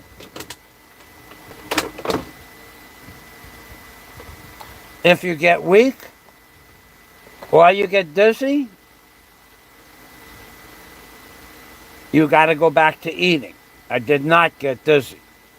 I got weak, where I didn't want to not weak to fall down. I didn't pass out weak. Not weak to pass out.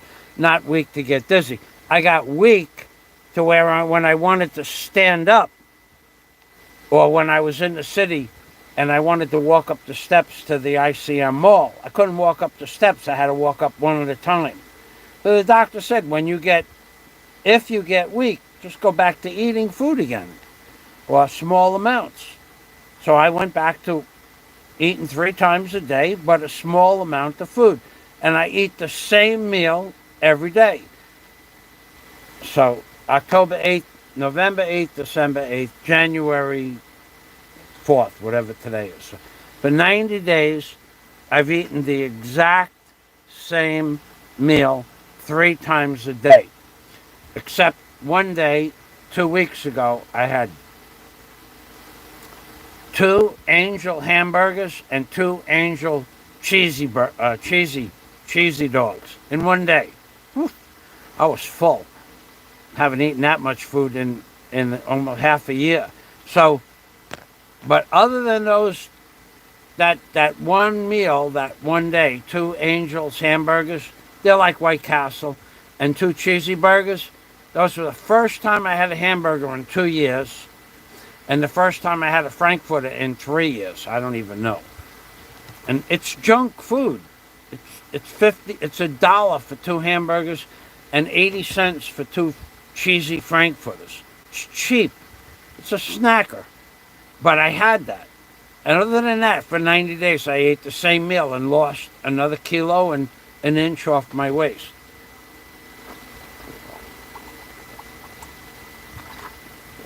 And that meal is fried pork.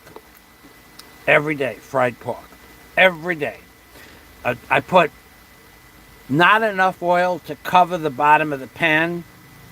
Like, say, 2 teaspoons in the pot. So that won't cover the bottom of the pan. But when you heat it up and you throw the chunks of meat in there and mix it around, it maybe covers the bottom of the pan with a thin layer. So 2 teaspoons of coconut oil, only coconut oil. And then, I eat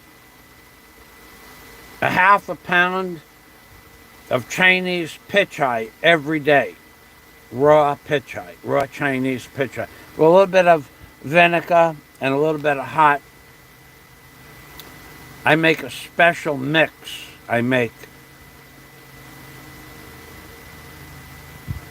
There's something called halong, Halong, halong. They're little red peppers. They're about that big. And I put those in the food processor, and I turn that into juice, hot pepper juice. Period. The only thing that's left of those hot peppers are the seeds. So the biggest part of what I grind up is the seed. The rest of it turns into juice. With that, I mix in 1/8 of a kilo of hot peppers and 1 liter of vinegar. And the vinegar gets very hot from the seeds and the juice. And I sprinkle that on my cabbage, Napa cabbage. It's a kind of cabbage. So I eat a half a pound of cabbage every day, but 8 ounces of cabbage is only 100 calories. It's only 100 calories. I will show it to you. Napa cabbage. In case anybody's interested. Hold on.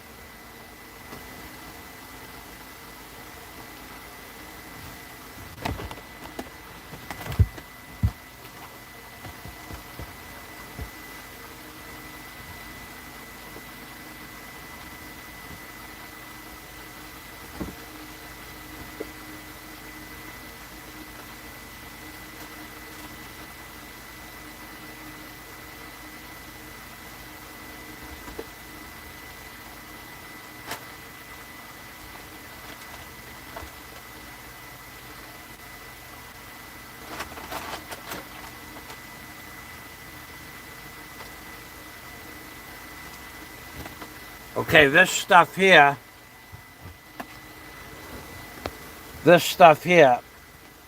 is called Napa cabbage.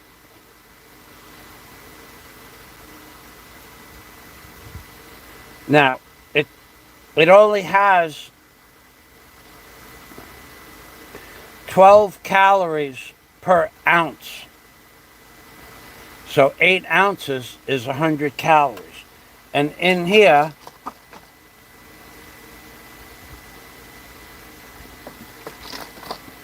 is the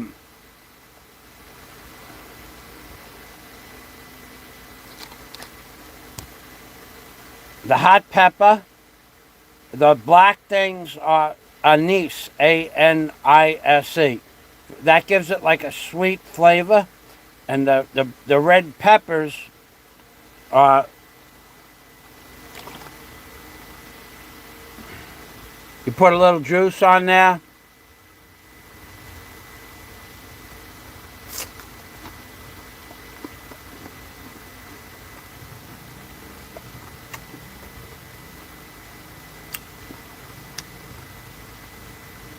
And I eat like 8 or 12 ounces of this a day.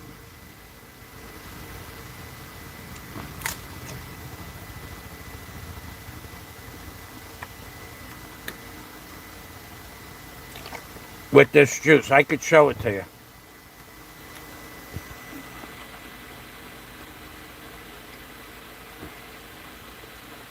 See that red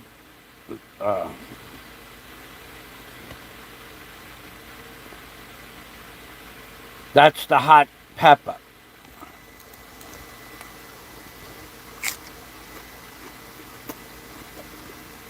It's hot too. It's not a little hot. It's hot. But real men do real things in real life. I'll tell you how hot it is. Most people, if they just did what I just did with as much juice as I put on this, they would not find it enjoyable. It would be tolerable, but not enjoyable. But I like hot peppers. Now, I can't eat that stuff that's 13 million Scovilles or anything like that. But growing up as an Italian in New York, there was a product called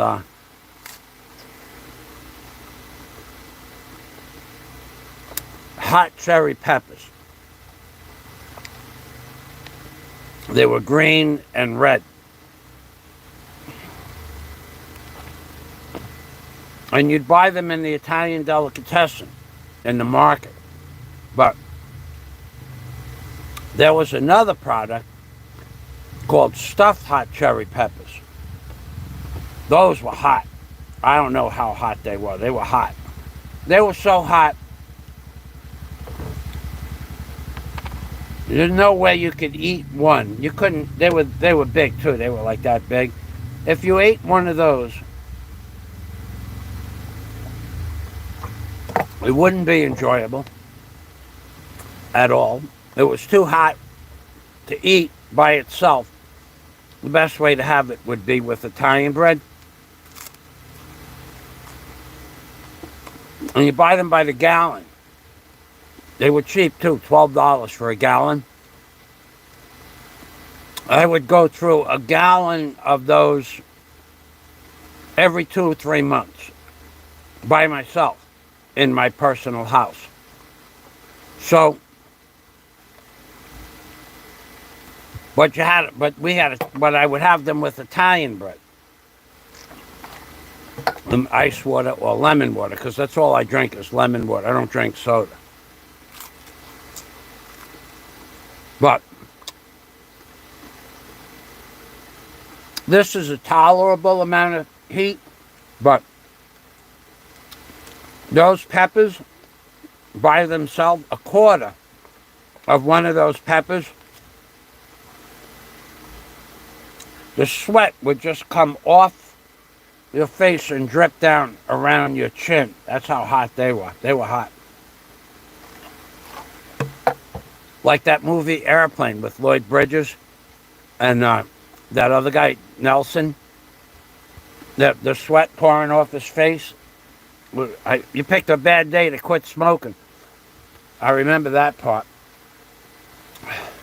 And that's what your head would look like. Not these. Now my head is starting to get a little damp up there, though. I gotta tell you that.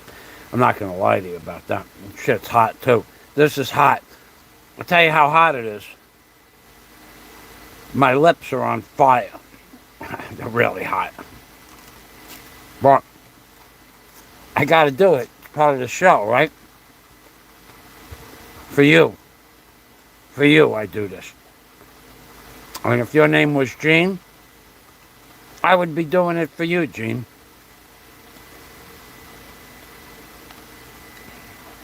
Oh.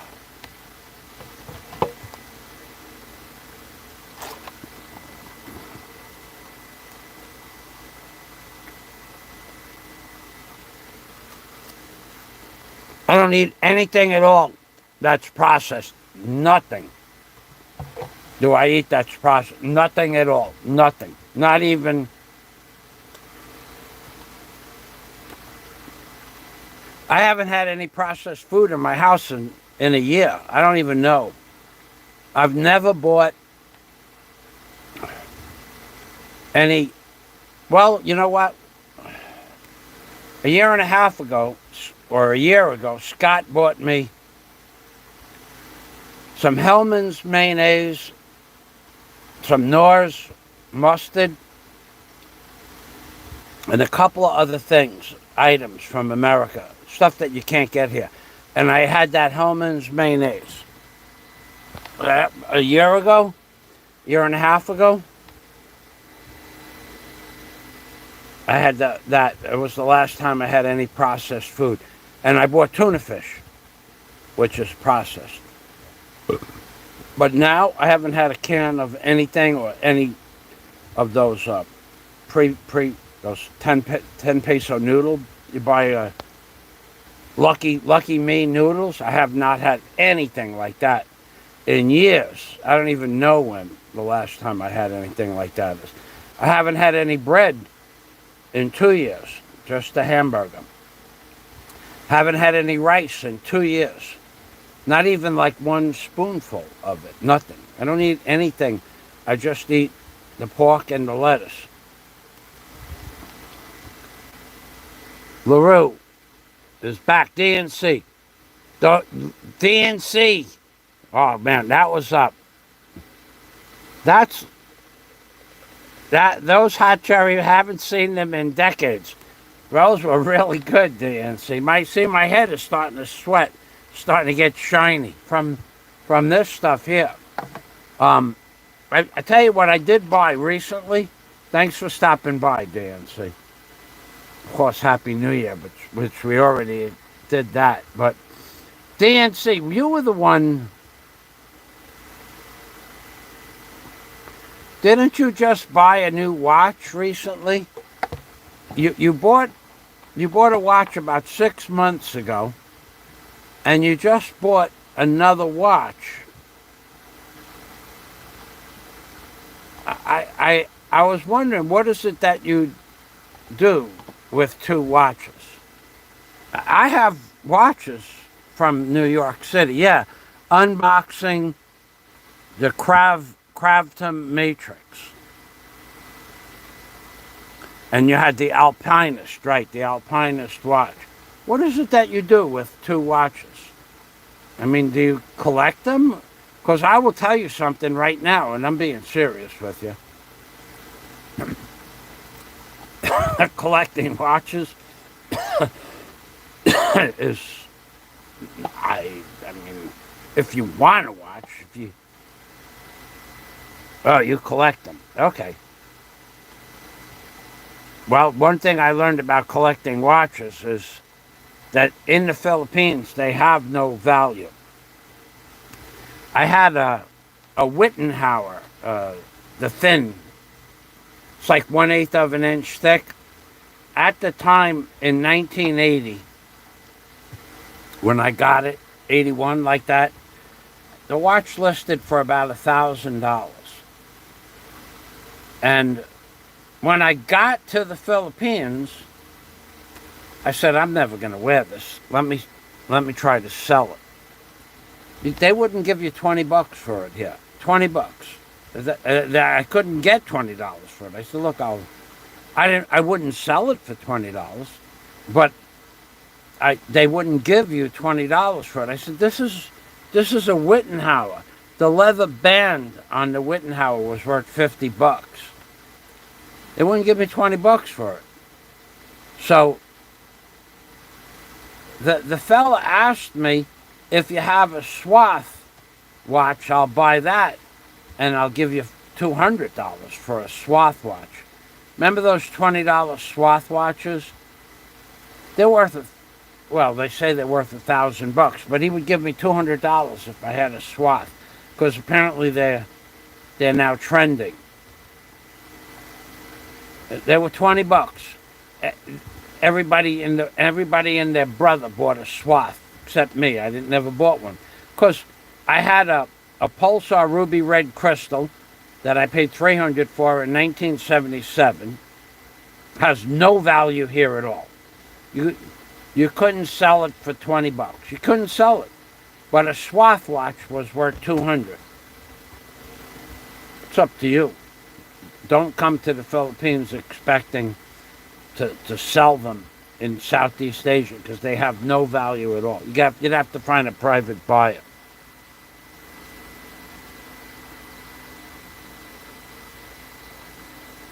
A Swath. Yeah, they were $10 watches, Swaths were. Now they're worth, I see them online for a couple hundred, $300. At the time, $300, $400, $500 for a Swath. Who knew? Who knew? So my Wittenhauer had no value at all, and my Pulsar ruby red crystal, which was digital in '76, was $350 watch. That's not worth anything, but it wouldn't matter what it was worth. No one has the battery for it here anyway. I went to every store in Cebu and Bohol. Maybe now you could get that battery, but I don't wear a watch, and that thing is this thick. It's about 3/8 of an inch thick, and it's that big. But I will look for it. The Pulsar ruby red crystal. It's a nice watch. It was a beautiful watch. Remember when we used to go out to discotheques? Everybody had a watch. Let me see that watch. Oh, that's a beautiful watch. Let's see. Pulsar,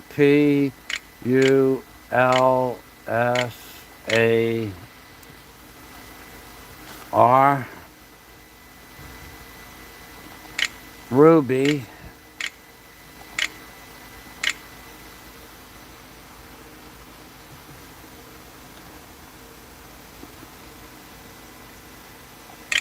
red crystals.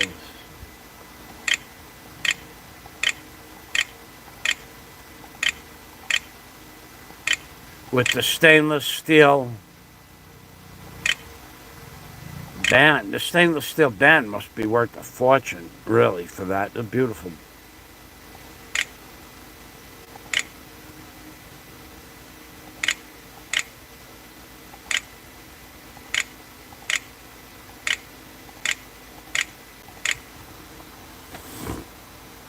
Pulsar ruby red crystal watch with the stainless steel band. That's not it.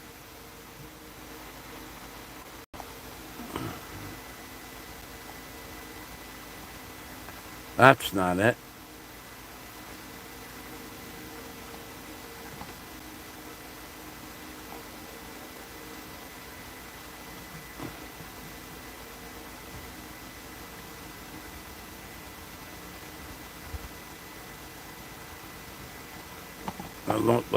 Let's add something to it. Let's add the year. 1976.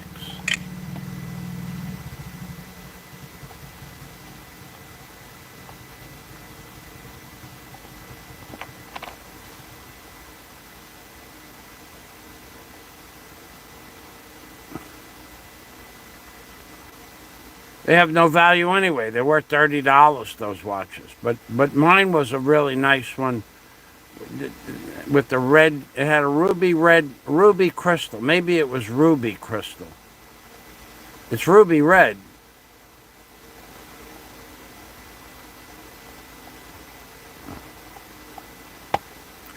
Let's just look it up. Ruby, let's get rid of the red.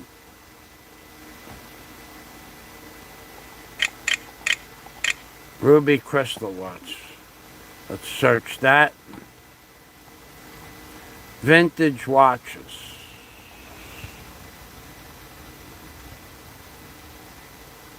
Not worth the effort. One day I'll dig it out. It's in a box with the rest of my junk. Has no value. But he wouldn't give me $20 for it when I got here.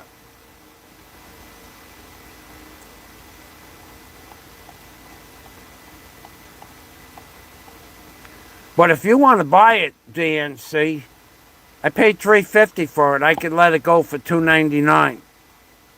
Because you're a watch collector, and it's a deal. It's a deal. You're saving $60 right off the bat, and it's going to cost me $60 to get it to you. So I'm losing $60 plus $60. I'm losing $120. You would think that damn thing would pop right up with a ruby red crystal.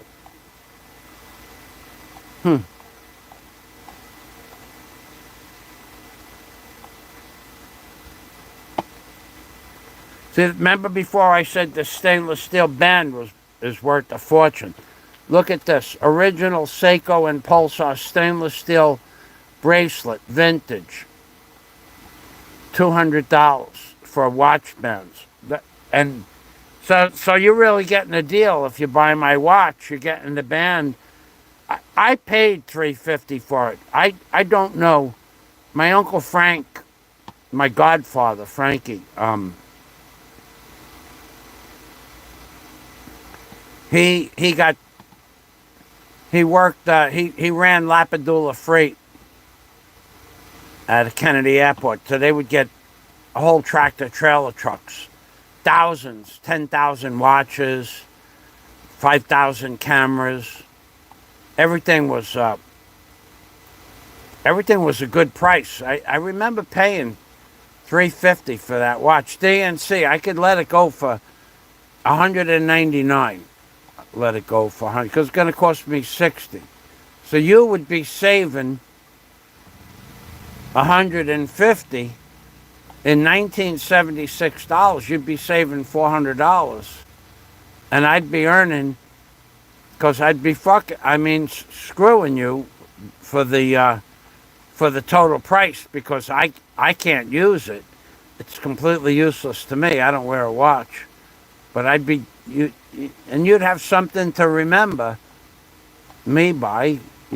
Every time you looked at what time was, you said, look at this ruby red crystal watch that I got from Michael Thomas Fazio from the Philippines. I can't believe that watch doesn't just pop right up.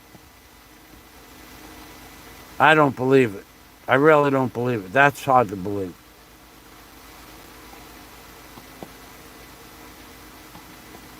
Well, unless DNC puts a bid in, and you could put a bid in, the bidding starts at $199. Thank you very much. I'll find that one day. DNC, he's gone.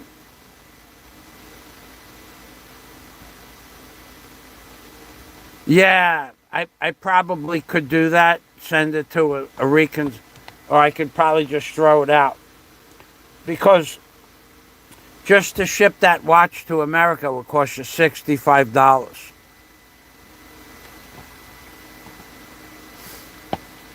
And in fact, I have dollars. You want to know? I had some dollars. Like I had when I did my dollar bill videos, I collected dollars. I bought like $21 bills from the year. I don't know what year it was.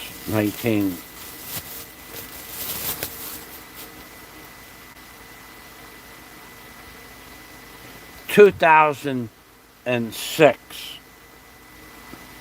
U.S. $1 bills, right? So I brought them. I had 20 of them, $20. I brought them to a money changer in Bahal. The guy offered me 25 cents on the dollar for dollar bills. So I said, well, I have a $10 bill also somewhere. I have it in a book somewhere. And he goes, for that, I can give you 40 cents on the dollar.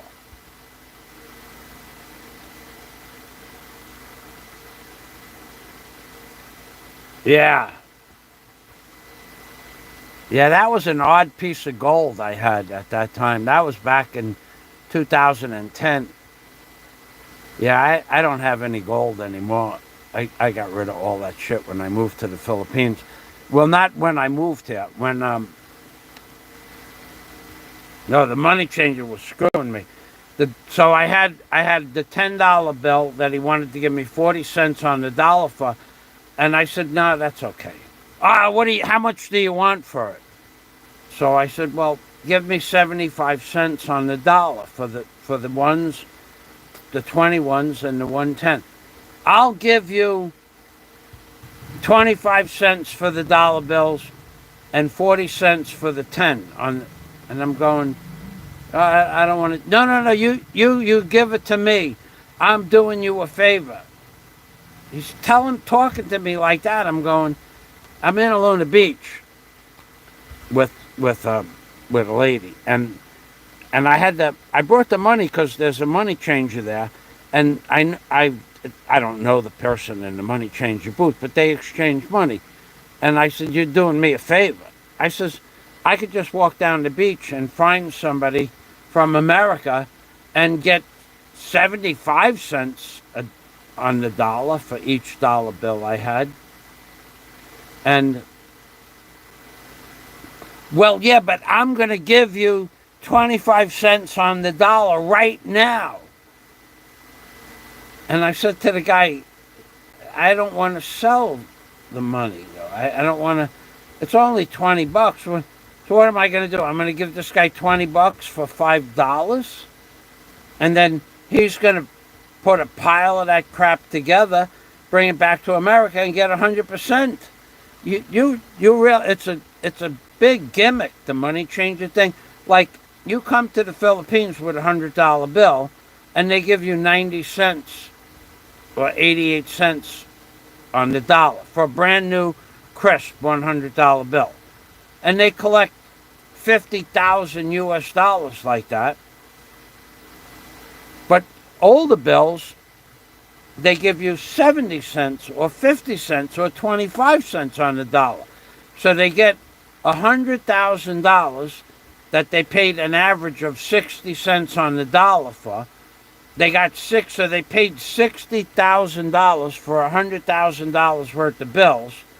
They take a guy, an Indian, they put him on the plane with a satchel with 100 grand in it that he paid 60 for. They bring him to New York, to their bank in New York. The bank gives him 100,000. The guy flies back to the Philippines, 2,500 for an airfare.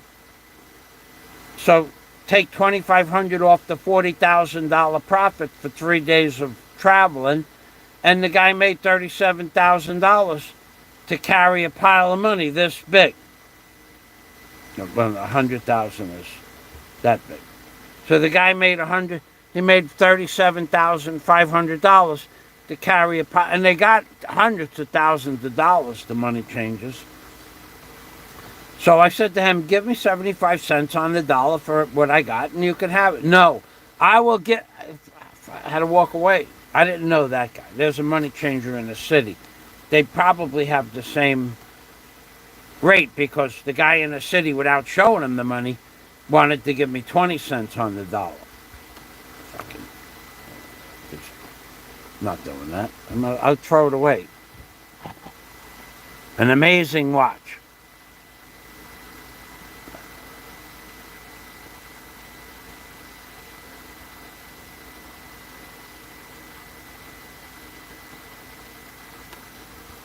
I wish I could find that watch. Haley Zeus. Haley Zeus. What a name that is, boy. What a name. Haley Zeus. Welcome, Haley. Hold on a minute. I have a mosquito.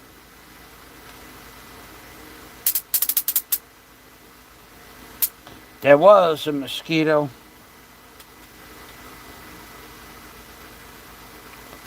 So, I didn't sell my dollars. I didn't lose money either. I'll find somebody from America and I'll just give it to them and let them give me 75 cents on the dollar. I wish I could find that. Let's look up antique pulsar watch. Water under the bridge. Now, pulsar. I wonder what the name of that was. I can't even find a watch.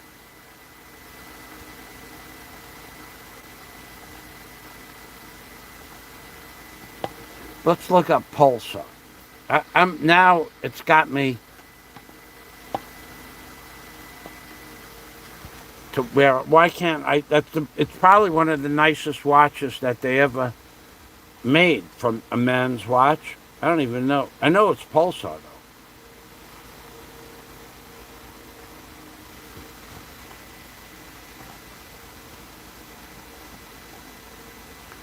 Let's get rid of the stainless steel band.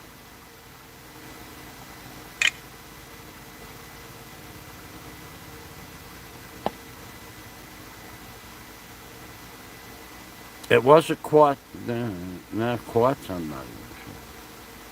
Vintage.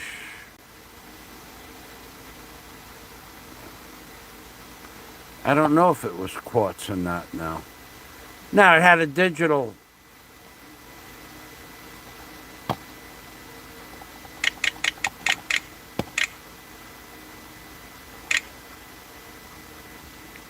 Here it is. Here it is. Wow. Got rid of that stainless steel band, and there it is, right there. Well, yeah. That's it, right there. Not my P2. Let's see if there was a little bit different.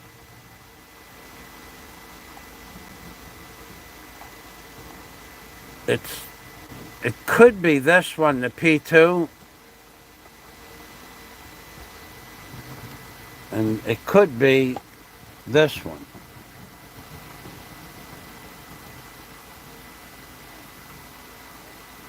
Let's take a look at this P2.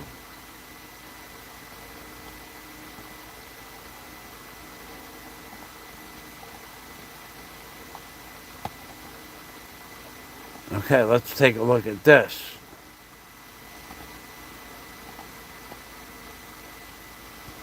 Yeah, this looks like it's really close to this one here.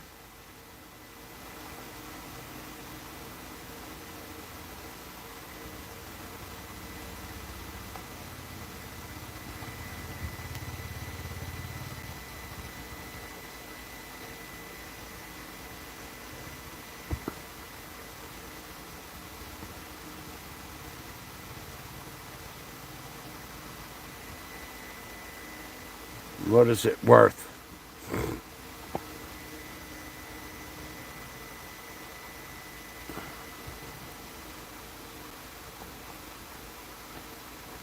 Yeah, this is a 19. I bought it in '76, so it's a vintage digital LED watches. It's a beautiful watch.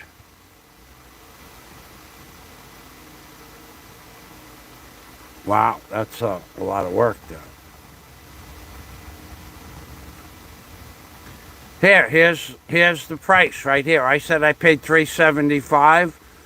It was made from 1972 to 1977. and in Lancaster, Pennsylvania, and costing $395. Costing $395. Yeah, I got a good memory for that kind of stuff. Well, you pay $375 for a watch when you're 19 years old, 21 years old. That was a life savings back then.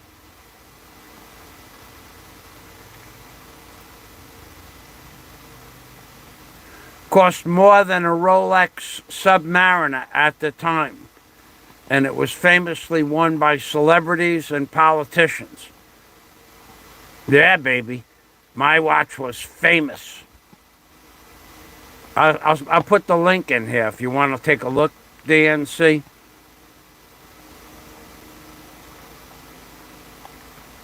That's it. That's really it. The stainless steel bands are over $100 now. Let's go back over here. I'm glad I found it. That would bother me. I'd be waking up at 3 o'clock in the morning. And I'd be upset about that.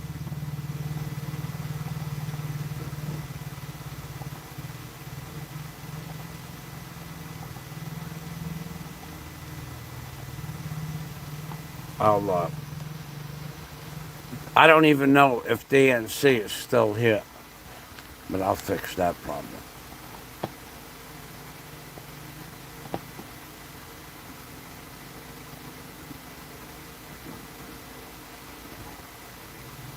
Wow.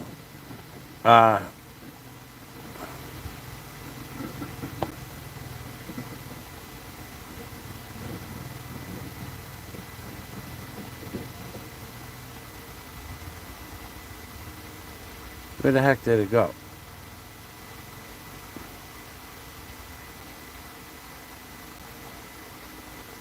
I can't get my darn keyboard up on the screen now. This keyboard is a pain in the neck.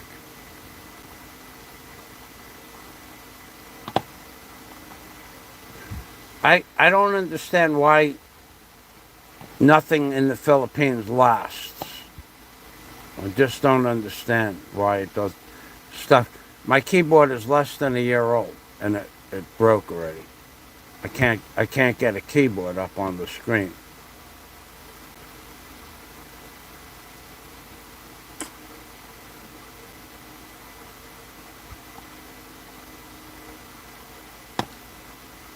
All right.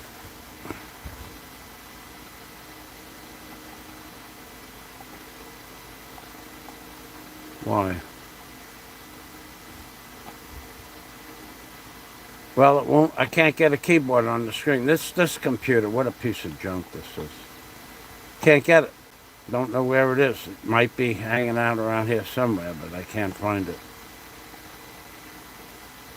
Okay.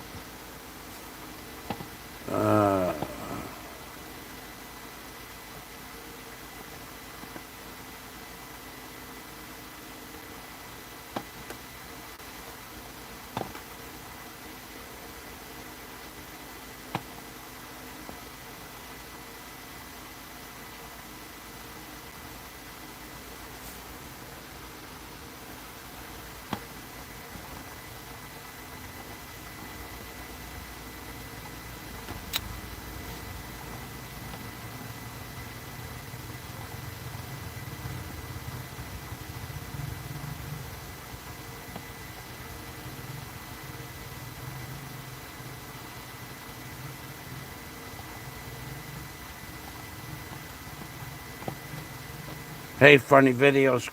Good afternoon. For me, it's 3 o'clock in the afternoon. Exactly. Okay, I'm done. Thanks for stopping by.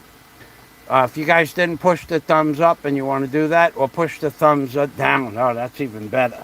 Easier to go downhill than uphill. Thumbs down, baby. All right, everybody. Thanks for stopping by. Good day to you all from the Philippines, and Happy New Year. Today we did good. We had a good day. We got to talk about the worthless blogger named Big Kevin. Completely worthless blogger. Absolutely worthless. Oh, and by the way, Big Kevin, that you collected 10,000 US dollars to come to the Philippines over the last 7 or 8 years to see your children. And now you're not going to go to Australia to see them. And now you're not even coming directly to the Philippines. And now you spent some of that money on a trip to the Panhandle in Florida.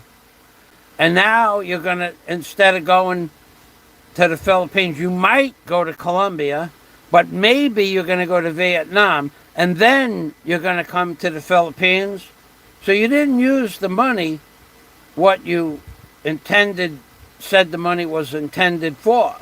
And you've never, to this day, in the last years that I know of, you've never contributed any information about the Philippines because you don't live here anymore. So any of your information is not current. And when you lived here, you didn't do anything here anyway. I stayed under the radar. You stayed under the radar when you were here because you weren't paying your immigration fees. And that's why you had $7,000 or $8,000 in immigration fees. You are not a blogger. What did you ever contribute to the Philippines except alcohol tax that you paid when you bought alcohol? Nothing. So now you're not even coming back to the Philippines. And every year for 7 years, 5 years, I'll be back in the Philippines next year around the same time. But you never came back. And now that I had to get an operation, my knee, my this, my that, now you're waiting for Social Security, a phone call, blah, blah, blah, blah, blah, blah, blah. You ought to call it Big Kevin slander and libel. Because that's what you do to every blogger. That's your life's blood for your channel. Slandering and libeling other bloggers. You like to do that, and you do it well. But you have no content. I'm telling you that you have never used the money that you got for what you said you were going to use it for. And then you have the nerve to critique me. Every penny that I collected for whatever I collected it for went to exactly what it was supposed to go to. If I collected money to help me buy a cement mixer, I bought a brand new cement mixer. And any other tools, I bought those tools with them. Every time. You have never done that. But your idea of blogging is to create drama on other people's channel. You're a worthless Philippines blogger for information in regards to absolutely worthless, dude. Worthless. You should not call yourself a Philippines blogger. I'm Big Permy from the Philippines, baby. LaRue, thanks for the 23rd thumbs up. I'm Big Permy, which of course means take care always. Bye-bye for now. Oh, I didn't show you. I did DNC. Look at this. I don't know if you could still see it. I did okay today. We had Super Chat. We had Banging of the Pot for New Year's. We got $50 to drink 1 liter of water. John Blaze. John Blaze. John Blaze TV, baby. We got $50 to drink a liter of water. $20 from Lewis to talk about the Hobgoblin Waffle Flipper. $10 from Lewis to mention that without the Hobgoblin Waffle Flipper, nobody would be able to have pancakes at 3 o'clock in the morning. $5 from Lewis to talk about the Hobgoblin Waffle Flipper, that somebody's got to flip the pancakes. $2 from Lewis talking about the Hobgoblin Waffle Flipper. Without a waffle flipper, where would we get our waffles from? It was pretty funny, actually. It was a good show.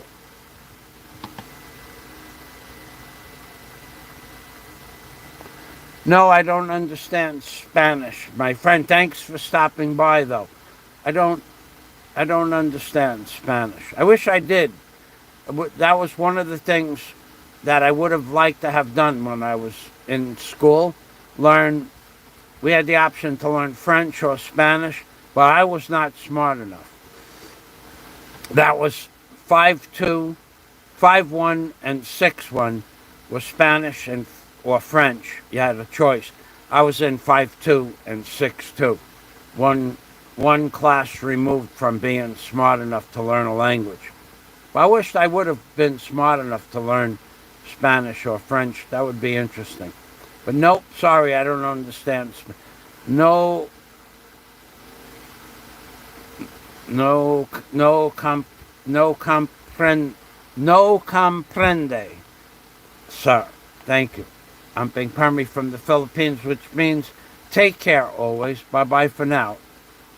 Unless you guys want to talk to each other, then I'll just keep the channel up.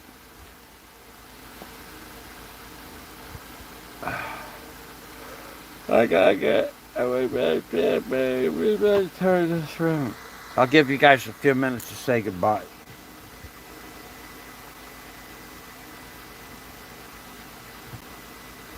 Or I could show you my video. I could do that. I could show you my video that I made on the white sand beach. Or I could show you a really cool video. This is you guys, a lot of people. Okay, let me I'm gonna show you a cool video. There was a fella. I stopped in the mall the other day to pay my electric bill. And I could pay it online, but I actually enjoy when I go to the electric co-op inside the mall. In the mall, I bring the lady some kind of pan or bananas or a piece of fruit, an orange or an apple. So I stopped in the other day to pay my bill, and for the doc. I go, anytime I go past the hospital, every time I go home, if I have an extra half an hour, I buy 3 kilos of bananas. So I was waiting for her to come back from lunch, and I met a guy who said to me, Filipino, he just passed his civil engineering license. His name was Ese. He was Spanish, Filipino. Talking about Spanish, and Isai or Asai, something like that. Nice guy. So he asked me, do I have a boat here in the Philippines? I said, no, but I had a boat in America. And I showed him my boat in America. So I'm going to show you guys my boat that I had in America now. And you guys, so I was kidding with the guy, telling the guy that you don't have a boat. He's going, no, I don't have a boat. I'm going, so you are boatless, which is just some silly way of having a goof, having a laugh with the guy. Hey, from Pakistan. I just watched a show, Pakistan, about men that they break down boats, ships, and they take the sheet metal, and in the video that I made from Pakistan, where they wreck the ships, shipwrecking, and they get the sheet metal and they cut it with a burning torch, of course. They put it on a truck, and then they bring it to a shop. This is the video I watched this morning at 2 o'clock in the morning. Like 1/8 inch sheet metal. There's all different thicknesses. And they put it through these rollers. And first they cut all the bad edges off of it, the welding edges. And then they measure it a certain width, like 3 feet or 5 feet or 4 feet, depends on the sheet. And they put it through these rollers, and they roll it into a cylinder about 18 inches in diameter. This is from Pakistan. And then they put ends on it, these round end caps. They make all of this stuff by hand in the shop, and they turn this what was flat sheet metal from a ship, all bent up. They turn it into compressors, and they sell them all over the world. And they make the compressors out of old sheet metal from ships instead of buying new metal. It's interesting. And I watched a lot of videos from India, different parts of Pakistan, India, where they make, with the rudest of tools, they make the coolest of videos, coolest of stuff. That one, they made air compressors. I could show you the video. I'll take a look. I'll get it. It's in my history for sure. It was a pretty cool video. You guys want to watch a cool video? I don't know where it is though, but it's far back. I'm gonna look for it right now.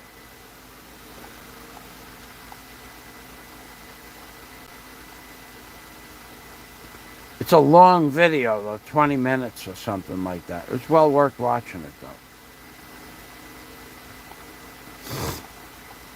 And I'm pretty sure that fellow was from Pakistan. I watch videos from all over the world. Even if I don't understand the language, I just put it on silent.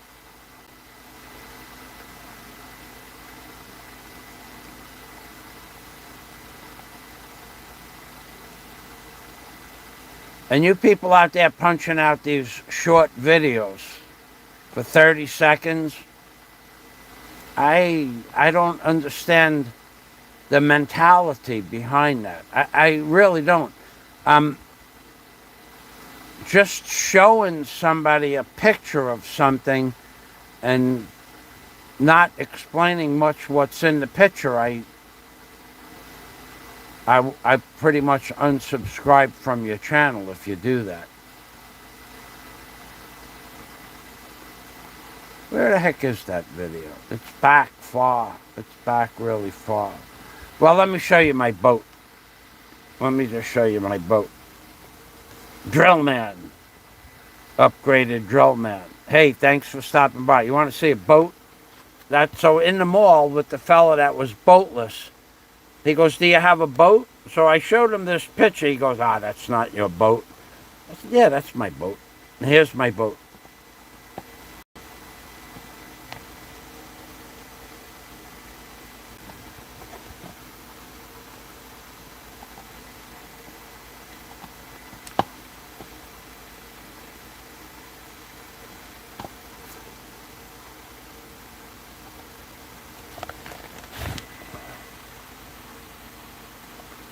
You guys don't have a boat.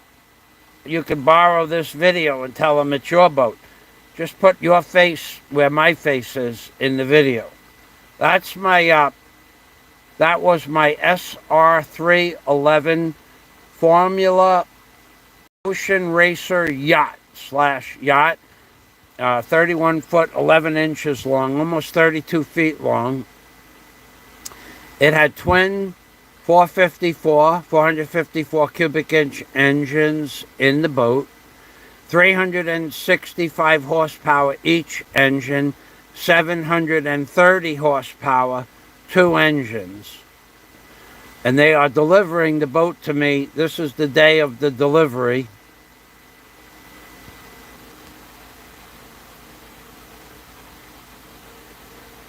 And I lived on the water in Key Largo, and they're delivering it to the back of my house.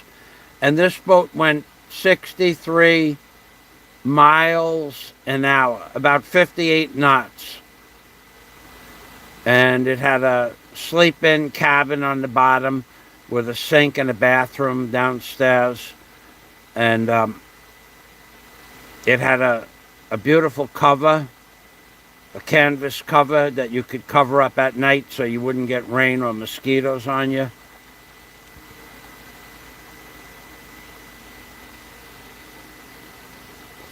So you guys that are boatless, you can buy a boat like this.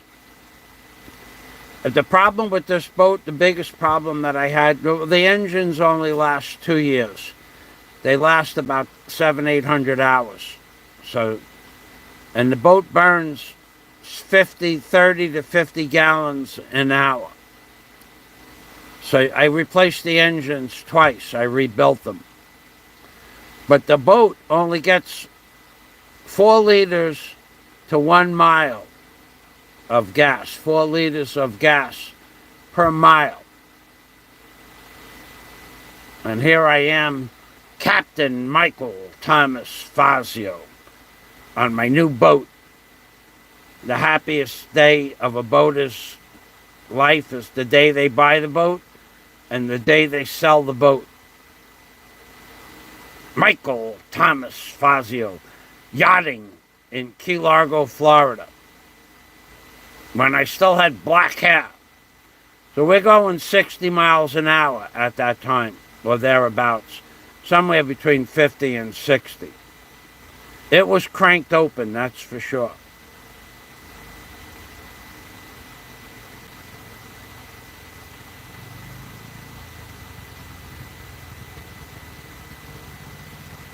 The old days, the good old days, the good old days.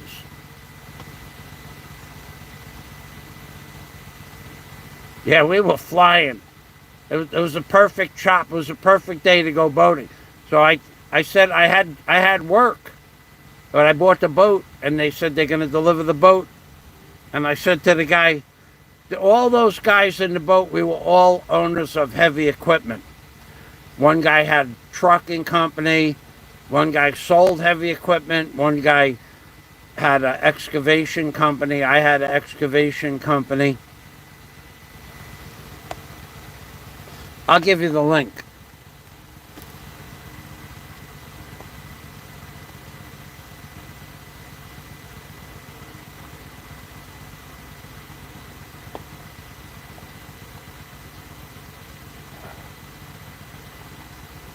Ha ha ha.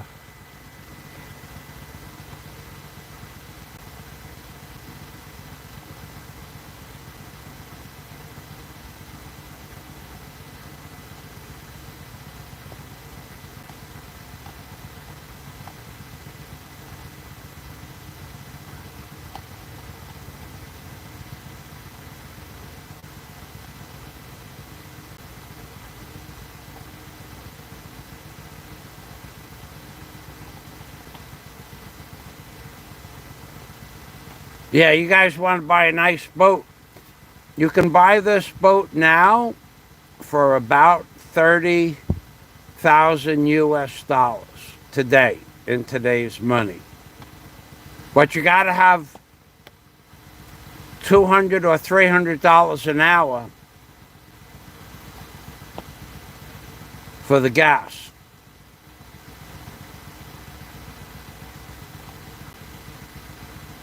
Okay, where the heck is my...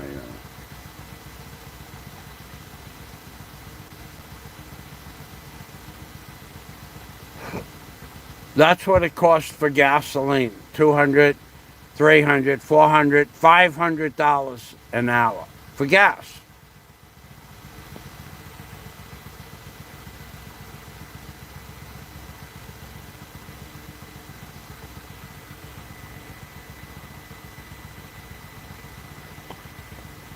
All right, hold on a minute.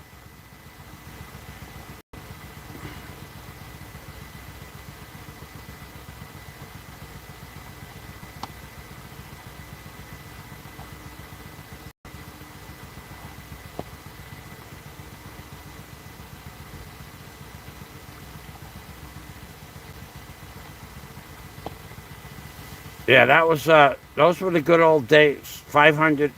You go to the dock in the morning. You fill it up with gas. One thing you don't want, and at the end of the day, you could literally put $500 in gas in it in one day.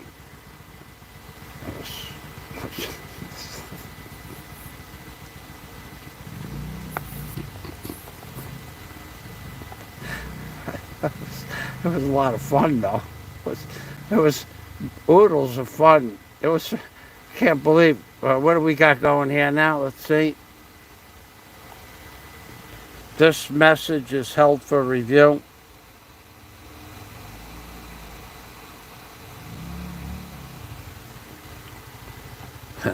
Okay, so here's the video for the boat, the link. Good Friday maiden voyage. You might want to open this up on your computer to see what a real boat looks like. And this was it wasn't where I lived. This was not an expensive boat. Where I lived, they were beginning to sell boat motors, that outboard motors that cost more than my boat. They had at the time 300 Mercury Muratas, 350 horse Mercury Murata engines. That was $60,000 installed. Had the guy across the canal had two, not Evinrudes. Yeah, it might have been Evinrudes. His motors were 100,000 US dollars just for the motors, not the boat. The boat was, he had a beautiful boat, beautiful fishing boat. But motors, they have the new Mercuries are 78,000 US dollars for one motor, not installed. $78,000. And there's boats with 6 of those motors on there. So $500,000 in motors installed. And then you have to pay $10,000 to install the motor on the boat for the cable and steering hookup and all that other stuff and the transom. Let's see what we got here. Upgraded Titan Drillman. Upgraded Titan Drillman. So if you're, okay, so you have the name Upgraded Titan Drillman. Are you still here? I have a question for you. So is Upgraded Titan Drillman still here?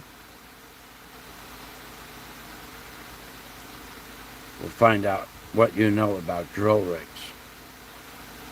Oh, now he's not going to show up because he's probably not a drill.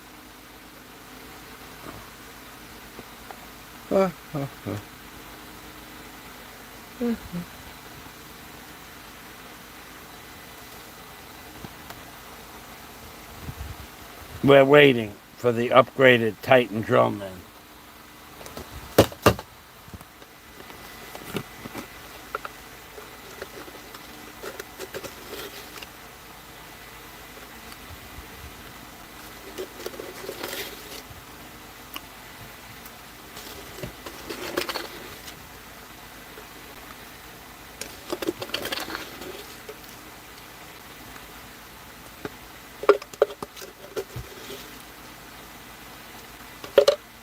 He's not here anymore, huh? That's a darn shame.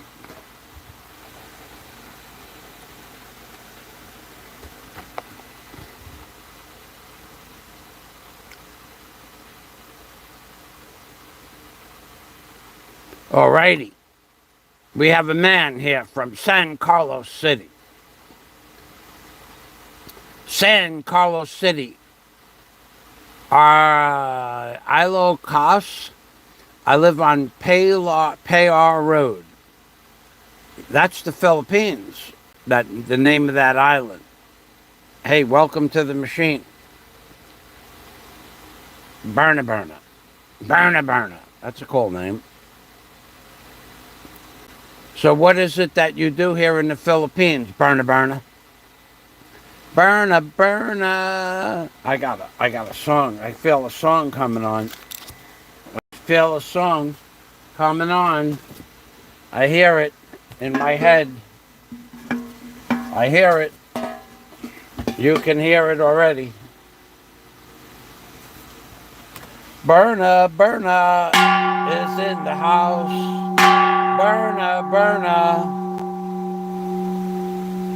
is a sorry store owner. Berna lives with her mama and Lola and has a sorry store. Burna, burna, burna, burna, burna, burna, burna, burna.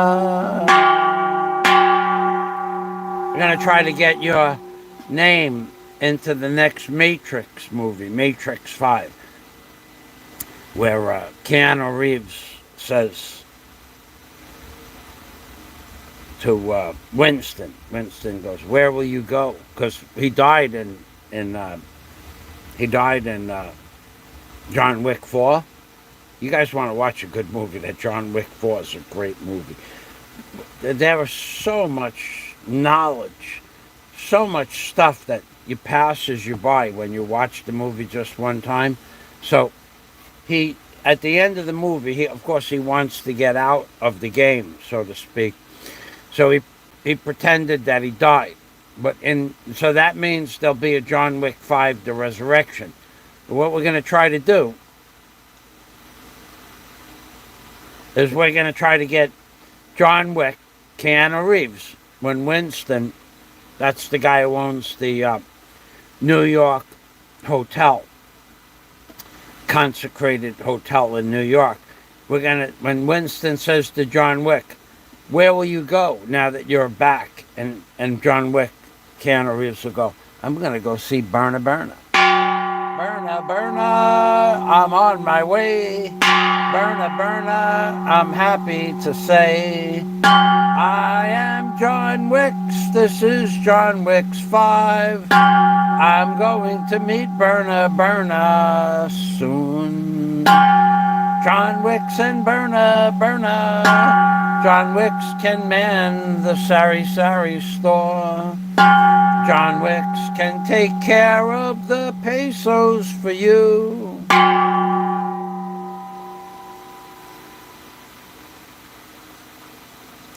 Ha, ha, ha. I live here. You're famous, Burna Burna. Burna Burna. We made you famous. Okay, so you will say goodbye. Thanks for stopping by. All right, everybody, I'm going to go. I'm done. It's 3:30, and I don't have anything else to do for the rest of the day, but I do want to prepare my late night, my afternoon dinner, my late afternoon, early dinner. So thanks for watching, and remember, if you could push the thumbs down button or the thumbs up button, that's cool too. Up or down makes no difference. It's all part of the show. I'm Big Permy, which of course means I'm Big Permy from the Philippines, baby. And I'm Big Permy means take care always. Bye-bye for now. That's right.